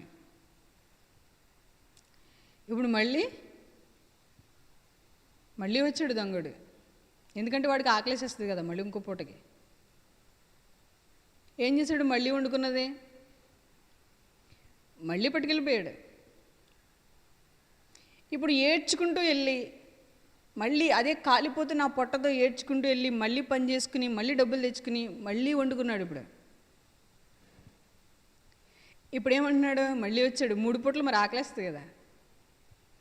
మళ్ళీ వచ్చాడు. ఇప్పుడు మళ్ళీ ఆకలేస్తుంది అంటున్నాడు. ఇప్పుడు ఏం చేయాలి? ఇప్పటికే పొట్ట శుభ్రం ఆరిపోయింది, ఓపిక లేదు.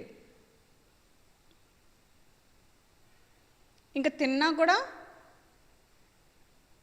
సహించుకోలేడు.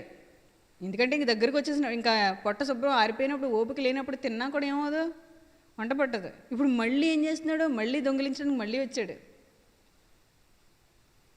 ఈ దొంగోడు అంటున్నాడు, ఇస్తావా చస్తావా? అప్పుడు ఇతను అనుకుంటున్నాడు, ఇది తెచ్చుకున్నాను కదా, ఇప్పుడు తిన్నా పెద్ద ఏం వంట పట్టదు, తిన్నా చచ్చిపోతాను, తినకపోయినా చచ్చిపోతాను, కాబట్టి ఇచ్చేస్తాను.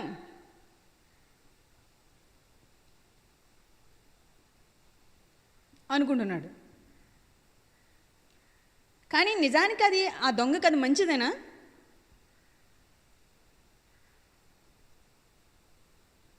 అది మంచిది కాదు, అది మంచి పద్ధతి కాదు. దేవుని క్రమం వేరు. మనం పోరాడితే వస్తుంది, కానీ దేవుడిచ్చేది రాదు. ఆ దొంగవాడికి కడుపు నిండుతుంది, ఏదో ఆ పూటకి కడుపు నిండుతుంది, కానీ అది అతనికి మేలైనది కాదు. కాబట్టి దేవుడు చెప్తున్నాడు, మేలు చేయుడి, మీ శత్రువులను ప్రేమించుడి, అప్పు ఇయ్యుడి, అప్పుడు మీ ఫలము గొప్పదేయుండును, మీరు సర్వోన్నతుని కుమారులైందురు. ఆయన కృతజ్ఞత లేని వారి ఎడలను, దుష్టుల ఎడలను ఉపకారి అయి ఉన్నాడు. ఆయన ఉపకారం చేసేవాడే కానీ అపకారం చేసేవాడు కాదు. ఆయన ఇచ్చేవాడే కానీ పుచ్చుకునేవాడు కాదు. ఆయన పెట్టేవాడే కానీ పెట్టించుకునేవాడు కాదు. మన దేవుడు గొప్పవాడు. మన దేవుడు ఎట్టివాడో మనం అట్టివారిగానే ఉండాలి. మనం పెట్టేవారిగా ఉండాలి కానీ పెట్టించుకునేవారిగా ఉండకూడదు. చేసేవారిగా ఉండాలి కానీ చేయించుకునేవారిగా ఉండకూడదు. ఒకవేళ మన పట్ల తప్పు చేసినా మనం వాళ్ళని తిరిగి ప్రేమించాలి. వెనక్కి వెళ్ళి బతిమాలి దేవుని గురించి చెప్పాలి. దేవుని యొక్క శక్తి ఎంత గొప్పది, దేవుని ప్రేమ ఎంత గొప్పది, ఆయన కృప, కనికరం, వాత్సల్యం ఎంత గొప్పది తెలియజేయాలి మనం. నేనెందుకు తెలియజేయాలంటే నా ప్రభు, నేనెందుకు తెలియజేయాలి అని ఒకవేళ నువ్వు అడిగితే, నా ప్రభు నేను పాపినై ఉండగానే నన్ను క్షమించాడు. సిలువ మీద ఆయన దెబ్బలు కొట్టి ముళ్ళ కిరీటం పెట్టి ఉమ్మేస్తున్నా, ఒళ్ళంతా చీల్చేస్తున్నా, ప్రాణం పోతున్నా ఏం చేస్తున్నాడు? తండ్రి వీరిని క్షమించనే అంటున్నాడు. సిలువని చూసినప్పుడు బండబారిపోయిన మన హృదయాలు కరగాలి, మోడు బారిపోయిన మన జీవితాలు చిగురించాలి, అస్తవ్యస్తమైపోయిన మన జీవితాలు క్రమమైన పద్ధతిలోనికి రావాలి. దానికోసమే మనం ప్రయాసపడాలి. మనం ఏదైనా చేశాము అంటే దానికి దైవకృప ఉండాలి, దేవునికి మహిమ రావాలి. అందుకే అంటున్నాడు, మీరు దేని గూర్చి ఎవరిని గూర్చి కూడా నిరాశ చేసుకోకండి. వీళ్ళ ఇది చేస్తారా, ఇతనా ఇది చేయగలడా, ఆమె అది చేయగలదా అని నిరాశ చేసుకోవద్దు. దుష్టుడు చాలా తెలివైన వాడు, వాడు నిరాశలో పడేసేస్తాడు. నిరాశ పడొద్దు. ఎవరిని గూర్చి మీరైతే ఎట్టివారిని గూర్చి నేను నిరాశ చేసుకొనక మీ శత్రువులను ప్రేమించుడి, మేలు చేయుడి, అప్పయుడి, అప్పుడు మీ ఫలము గొప్పదయ్యుండును. మీరు సర్వోన్నతుని కుమారులయ్యుందురు. ఆయన కృతజ్ఞత లేని వారి ఎడలను, దుష్టుల ఎడలను ఉపకారి అయి ఉన్నాడు. మనమైతే సర్వోన్నతుని కుమారులమై ఉంటాము. మనము సర్వోన్నతుని కుమారులము, సర్వశక్తిమంతుడైన దేవుని కుమారులము, పరిశుద్ధుడైన దేవుని పరిశుద్ధమైన కుమారులము. ఆత్మకు శరీరమునకు పట్టిన ప్రతి కల్మషము నుండి పవిత్రులుగా చేసుకుందాము. లోకాన్ని పూర్ణంగా విడిచిపెడదాము. పరిశుద్ధంగా పవిత్రంగా బ్రతకడానికి మనల్ని మనమే పురుకొల్పుకుందాము. దుష్టుణ్ణి దేవుడు చితకదొక్కాలనుకోవట్లేదు. సమాధానకర్తయగు దేవుడు మన ద్వారా, మన కాలి ద్వారా వాడి తలని చితకదొక్కాలని ఆశపడుతున్నాడు. యెహోషువ కాలు పెట్టి తొక్కలా. యెహోషువ దగ్గర ఉన్న మనుషులను తీసుకొచ్చి, యుద్ధం చేసే వాళ్ళని తీసుకొచ్చి ఆ శత్రువుల తలలను కింద పెట్టి వారి కాళ్ళ మీద వీళ్ళ కాళ్ళు పెట్టించి నరికించాడు. దేవుడు సాతాన్ని దేవుడు చితకదొక్కాలనుకోవట్లా. యేసుక్రీస్తు ప్రభు వారి ద్వారా ఒకసారి చితకదొక్కాడు. ఇప్పుడు మన ద్వారా కూడా సాతాన్ని ఏం చేయాలనుకుంటున్నాడు? దేవుడు చితకదొక్కించాలనుకుంటున్నాడు. అందుకంటాడు, సమాధానకర్తయగు దేవుడు సాతాన్ని శీఘ్రముగా మీ కాళ్ళ క్రింద చితకదొక్కించును. అంటే ఎవరు తొక్కాలి? మనమే తొక్కాలి, దేవుడు తొక్కడు. అర్థమవుతుందా మీకు? అపవాదిని శీఘ్రముగా చితకదొక్కాలి. అట్టి శక్తి ఎవరిస్తారు మనకి? దేవుడిస్తాడు. అంత గొప్ప విశ్వాసము, అంత గొప్ప నమ్మకము, అంత గొప్ప విజయము దేవుడు మనకిస్తారు. మీరు కేవలం ఏదో స్వస్థత పొంది, ఏదో ఆశీర్వాదం పొంది, ఏదో చిన్న చిన్నవి ఏదో దేవుడి దగ్గర నుంచి పొందుకోవాలని కాదు. మన టార్గెట్ ఏంటి? పరలోకము. మన పోరాటము, మన ప్రయాస అంతా ఈ యాత్రలో అపవాదితో మనం పోరాడుతున్నాం. ఆకాశ మండలమందున్న దురాత్మల సమూహంతో పోరాడుతున్నాం. వాడు చెప్తాడు, నువ్వేం చేయలేవు, నువ్వేమి వెళ్ళలేవు, నువ్వేం పోరాడలేవు, నీకెవరు సహకరించరు, నీకు డబ్బు లేకపోతే ఏమైపోద్ది, నీకు అధికారం లేకపోతే ఏమైపోద్ది, నీకు ఆస్తులు లేకపోతే ఏమైపోతావు నువ్వు, నిన్ను ఎవరు చూస్తారు? నన్ను దేవుడు చూస్తాడు అని చెప్పగలిగే ధైర్యం ఎవరికైతే ఉందో వాళ్ళు మాత్రమే నిత్య జీవానికి అర్హులవుతారు. వాళ్ళు మాత్రమే ప్రయాణం చేయగలరు. నాకు దేవుడు ఉన్నాడు, ఎట్టి వారిని గుర్చైనా నేను నిరాశ చేసుకొనను, నేను క్రీస్తునందు విశ్వాసము ఉంచుచున్నాను. దేవుడు నాకు సహాయకుడు, దేవుడు నన్ను ముందుకి నడిపిస్తున్నాడు, కార్యము ఆయనే జరిగిస్తాడు.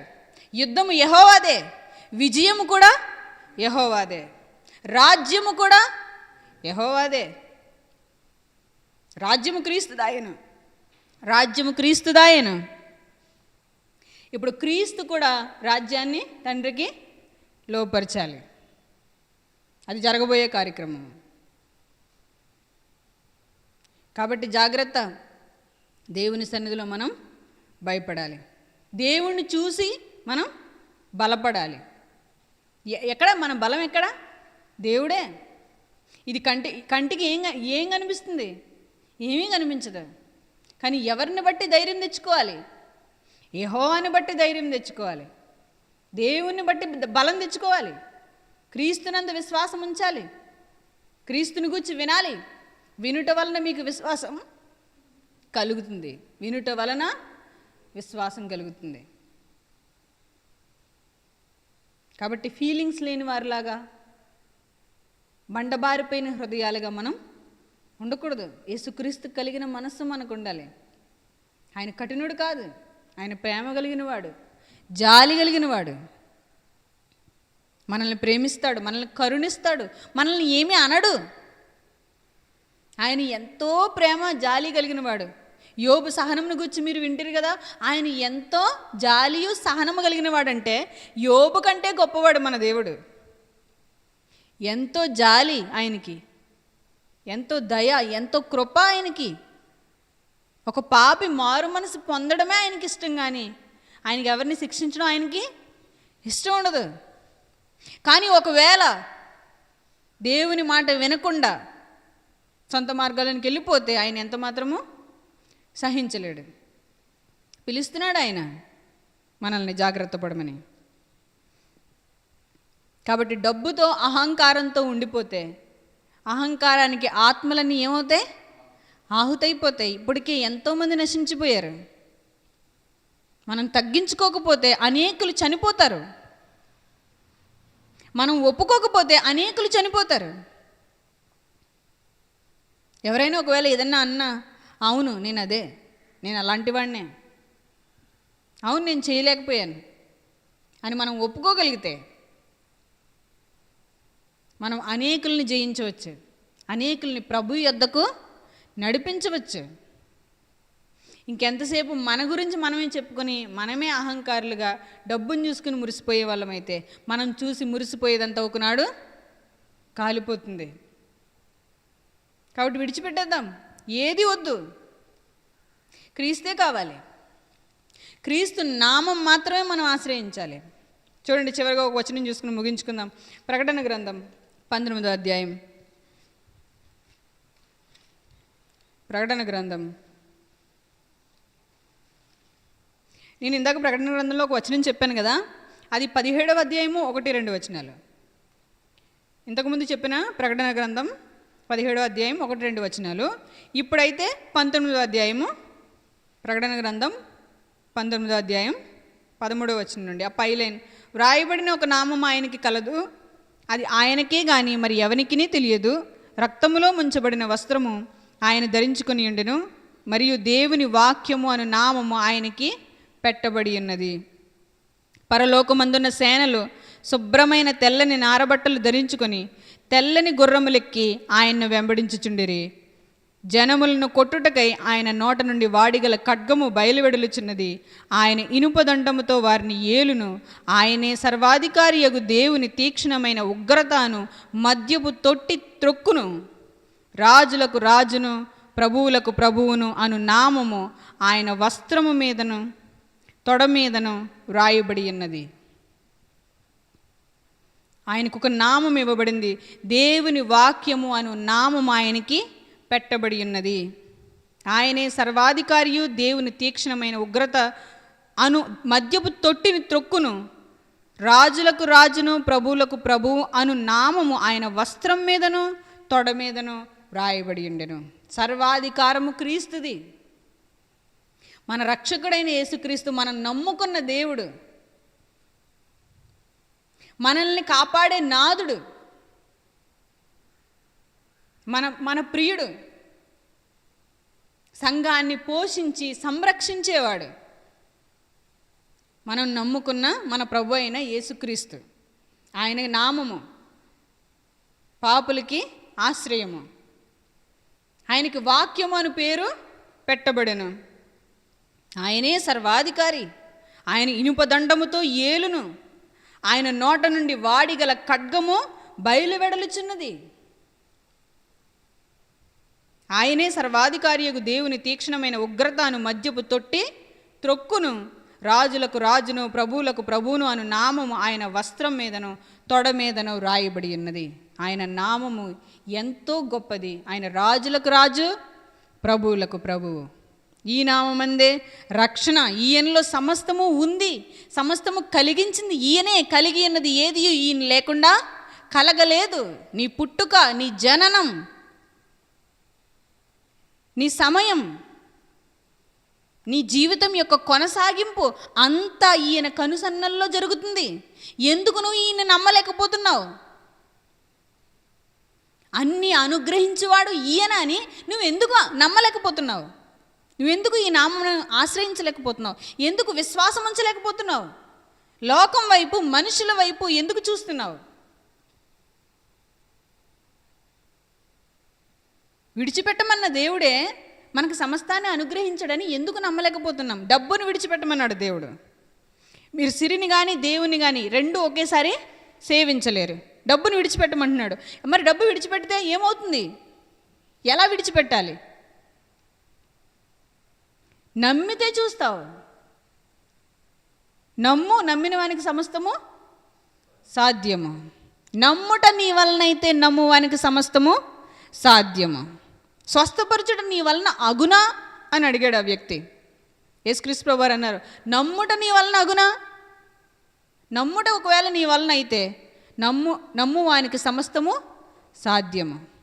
అప్పుడు కన్నీళ్లు విడిచుచు అతను అంటాడు, ప్రభువా, అపనమ్మిక లేకుండా నాకు సహాయము చేయము. నీ కొరకు బ్రతకాలని ఉంది, చెయ్యాలని ఉంది, నువ్వు చెప్పినట్టే ఉండాలని ఉంది, కానీ నేను చేయలేకపోతున్నాను.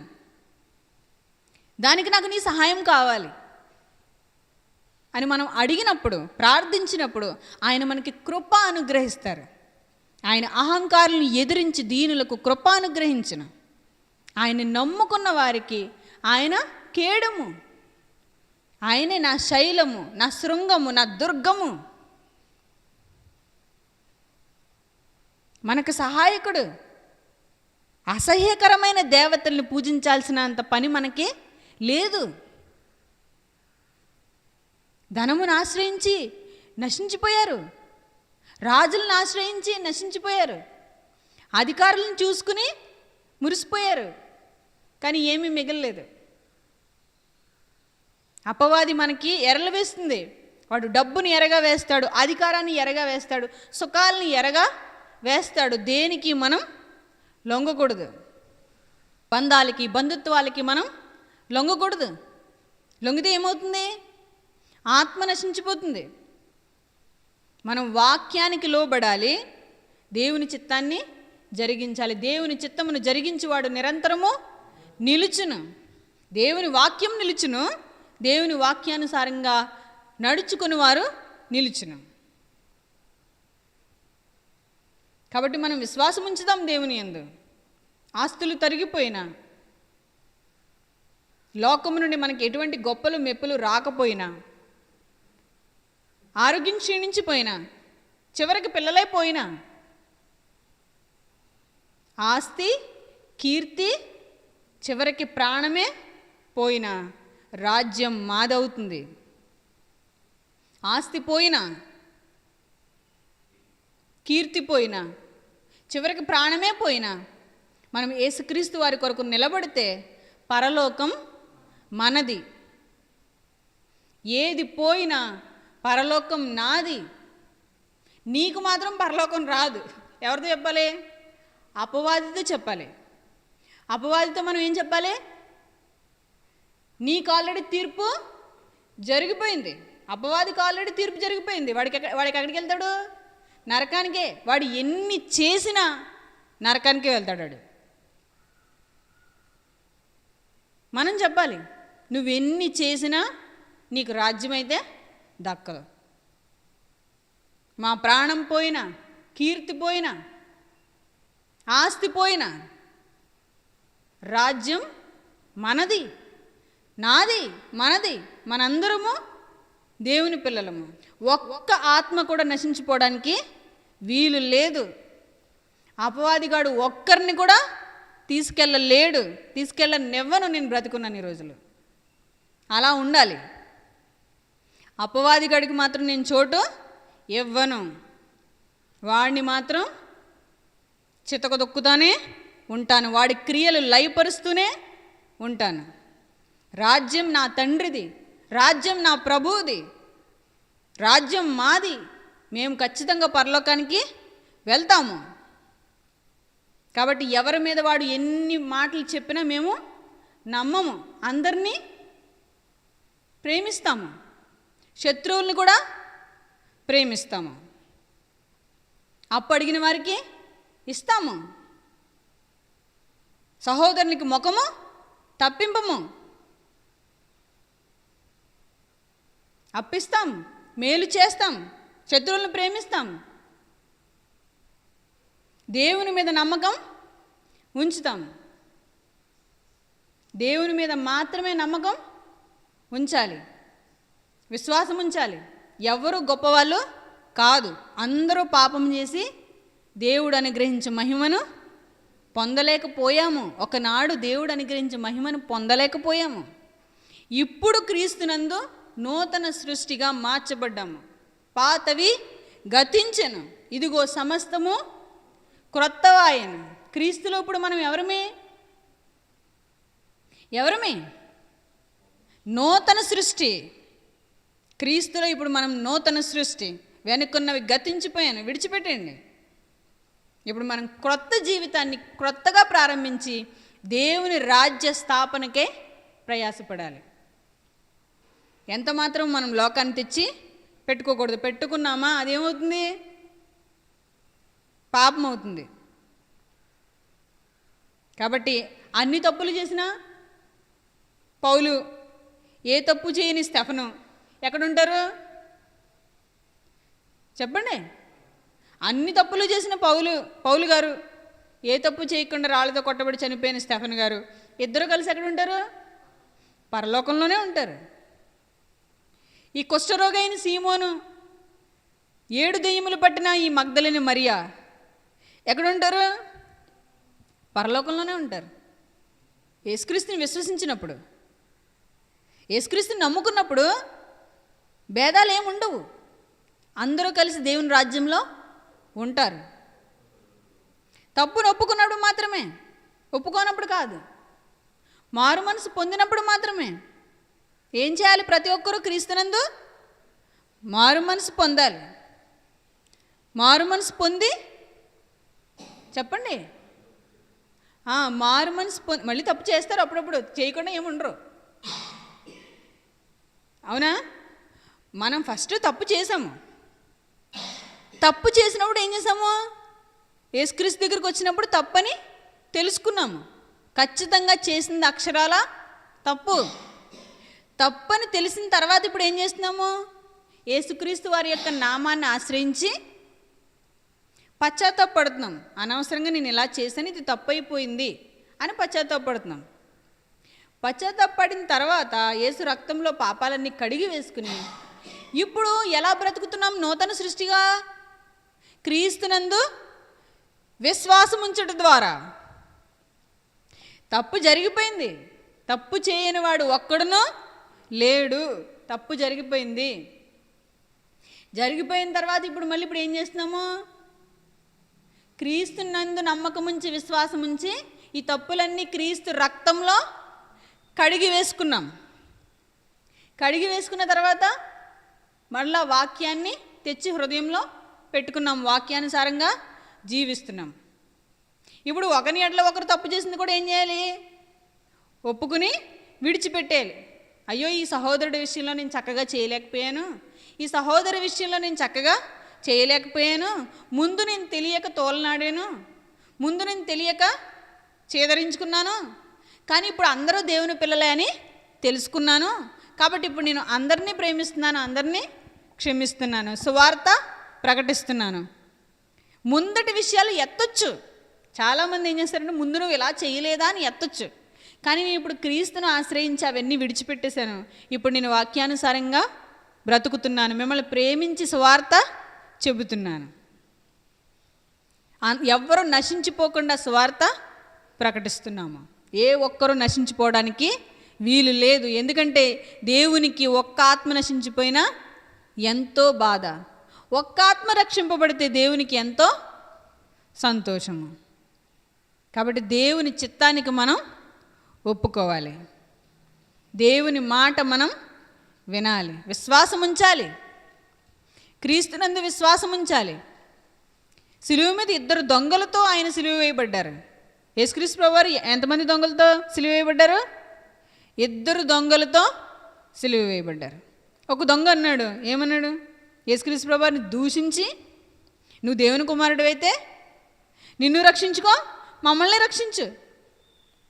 కానీ పక్కనున్న అతను అన్నాడు, అసలు నీకు తెలుస్తుందా, అతను దేవుని కుమారుడై ఉండి ఏ తప్పు చేయకుండా బాధ అనుభవిస్తున్నాడు, మనకంటే ఈ బాధ తగినది, ఆయనకి బాధ తగినది కాదు. కాబట్టి అతన్ని గద్దించి ఇతనేమన్నాడు? ప్రభువా, నీ రాజ్యంతో వచ్చినప్పుడు నన్ను జ్ఞాపకం చేసుకో అన్నాడు. మనం దేవుని రాజ్యంతో, మనం రాజ్యంలో ఎత్తబడాలి. చచ్చిపోతున్నానన్న భయం లేదు దొంగకి. మీరు ఇది గమనించాలి. సిలువ వేయబడ్డాడు, చనిపోతున్నాడు, ఎన్నో బాధలు అనుభవిస్తున్నాడు. ప్రభువా ఈ సిలువ మీద నుంచి దింపే అనట్లేదు. ఇంకా బ్రతికిచ్చే, ఇంకో 100 సంవత్సరాల ఆయుష్ ఇచ్చే, నాకు కొంచెం మంచి కుటుంబం ఇచ్చి, ఒక 2 అంతస్తులు బిల్డింగ్ ఇచ్చేవంటే, 10 మంది పిల్లలు ఇచ్చేవంటే, ఒక ఉద్యోగం ఇచ్చేవంటే సరిపోద్ది అనట్లేదు. ఏమంటున్నాడు? ప్రభువా నీ రాజ్యముతో వచ్చినప్పుడు నన్ను జ్ఞాపకం చేసుకో, నన్ను ఈ పాపలోకంలో మాత్రం వదలకు, నన్ను మాత్రం నువ్వు నన్ను తీసుకెళ్ళిపో అన్నప్పుడు ఏమన్నారు యేసుక్రీస్తు ప్రభువారు? ఎప్పుడో రాజ్యం వచ్చినప్పుడు తీసుకెళ్ళడం కాదు, నేను ఇప్పుడే తీసుకెళ్తాను నిన్ను పరదేశికి, నాతో పాటు. నేడు నీవు నాతో పాటు పరదేశులో ఉందు అని నిశ్చయముగా నీతో చెప్పుచున్నాను. నేడు నీవు నాతో పాటు పరదేశంలో ఉందు అని నిశ్చయముగా నీతో చెప్పుచున్నాను. ఎప్పుడైతే మనసు మారిందో, ఎంత ఈజీ ప్రాసెస్. మార్చుకోవాల్సిందేంటి? మనసు. లోపరుచుకోవాల్సిందేంటి? హృదయం. హృదయాన్ని లోపరుచుకుని మనసులో నిశ్చయించుకుని, ప్రభువా నీ రాజ్యంతో వచ్చినప్పుడు నన్ను జ్ఞాపకం చేసుకో, నన్ను మర్చిపోకే, నన్ను విడిచిపెట్టకే అని అడుగుతున్నాడు. అప్పుడు ఆయన అంటున్నాడు, నేడు నీవు నాతో పాటు పరదేశంలో ఉందువు.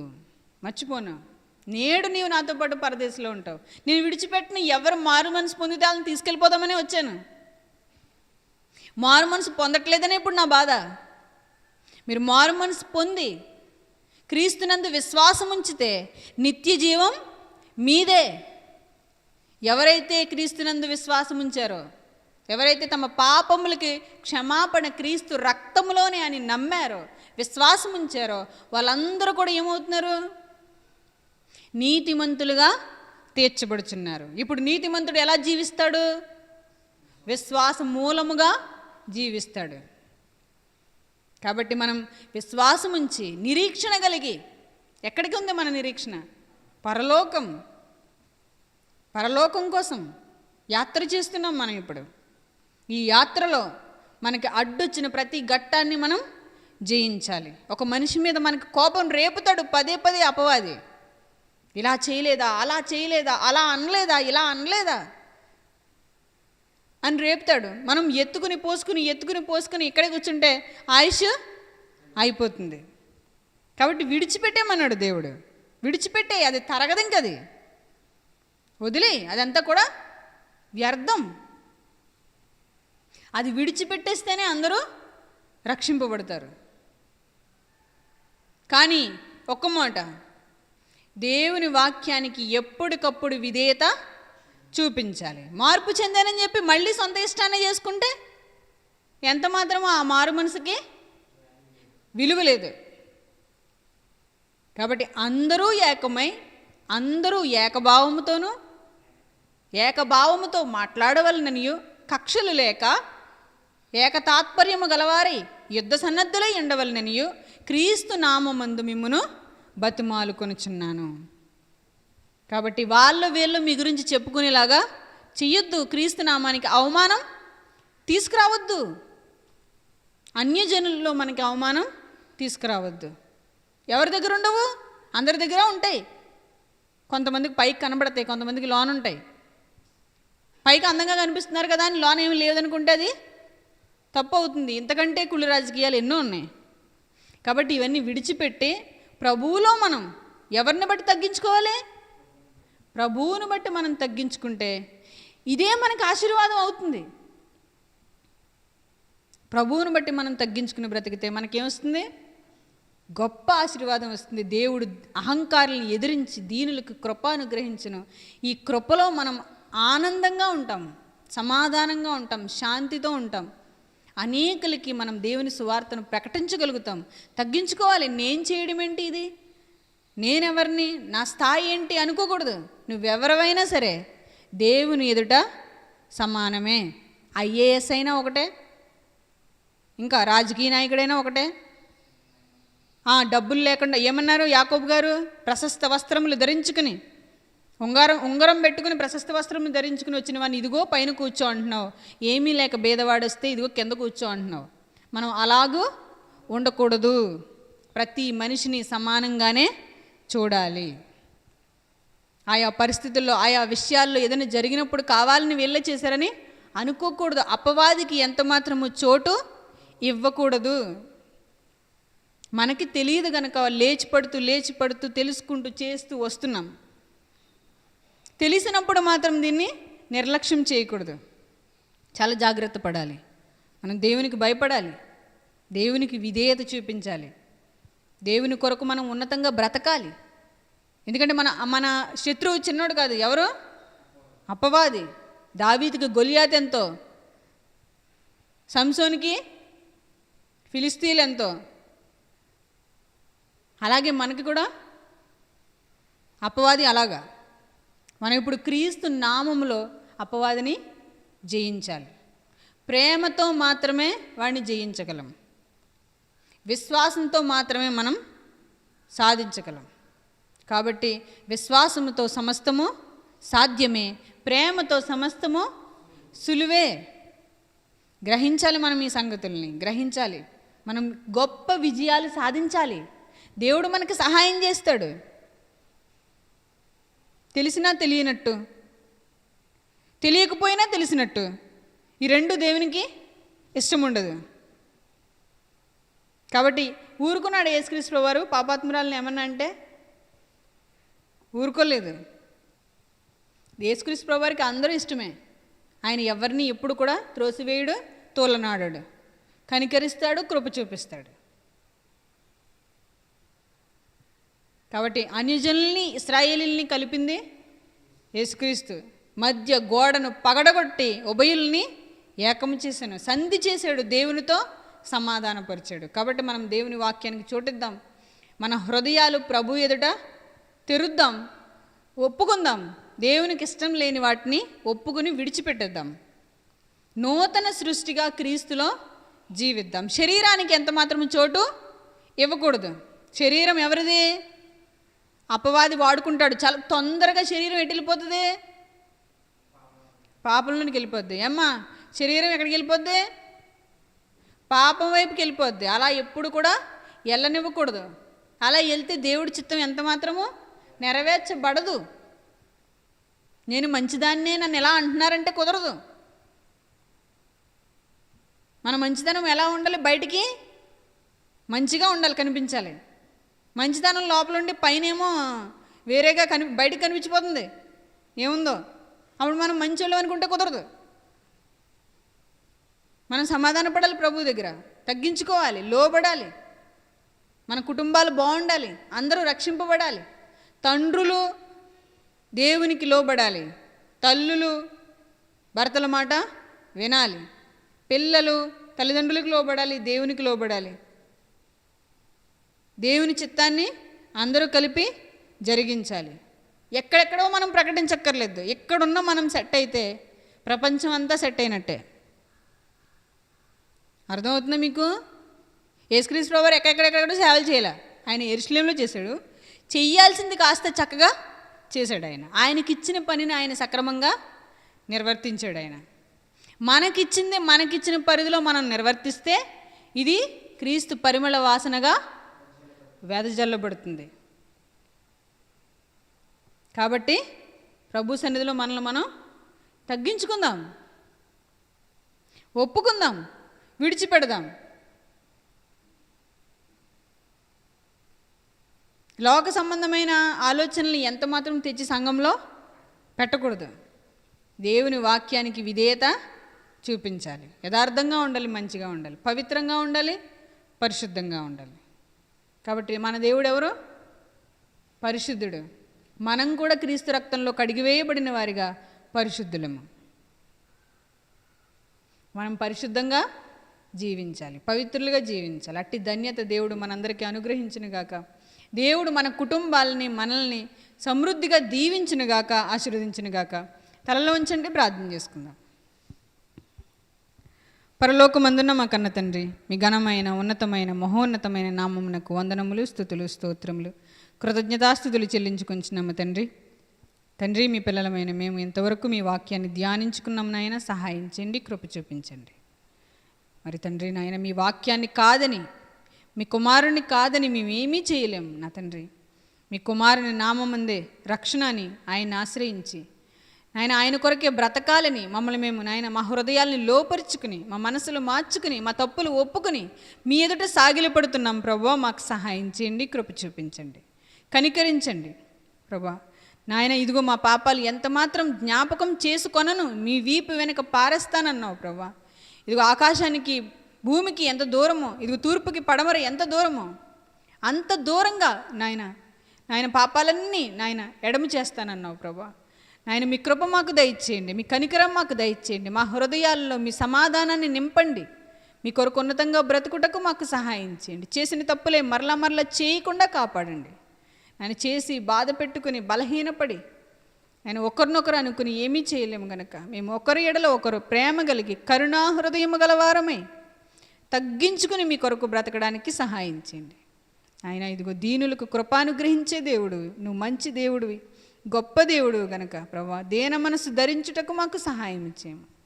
తగ్గింపు హృదయాలు మాకు దయచేయము నాయన. ఇదిగో నీవే మాకు తీర్పరివి, న్యాయవంతుడివై ఉన్నావు గనక, నీతిమంతుడివై ఉన్నావు గనక మా హృదయాల్ని పవిత్రపరిచి పరిశుద్ధపరిచి మీ కొరకు ఉన్నతంగా బ్రతుకుటకు మీరు సహాయం చేసి నడిపించమని వేడుకుంటూ ఎంత మాత్రము దుష్టుడికి చోటివ్వకుండా వాడిని శీఘ్రంగా చితకుదొక్కుటకు సమాధానకర్తవగు తండ్రి మాకు కృపదయచేయమని కోరుకుంటూ మీ ప్రియుడు మా రక్షకుడైన యేసుక్రీస్తు వారి యొక్క మహోన్నతమైన నామం పేరిట ఈ ప్రార్థనా మనవులు అడిగి వేడుకుంటున్నాం మా కన్న తండ్రి. ఆమెన్.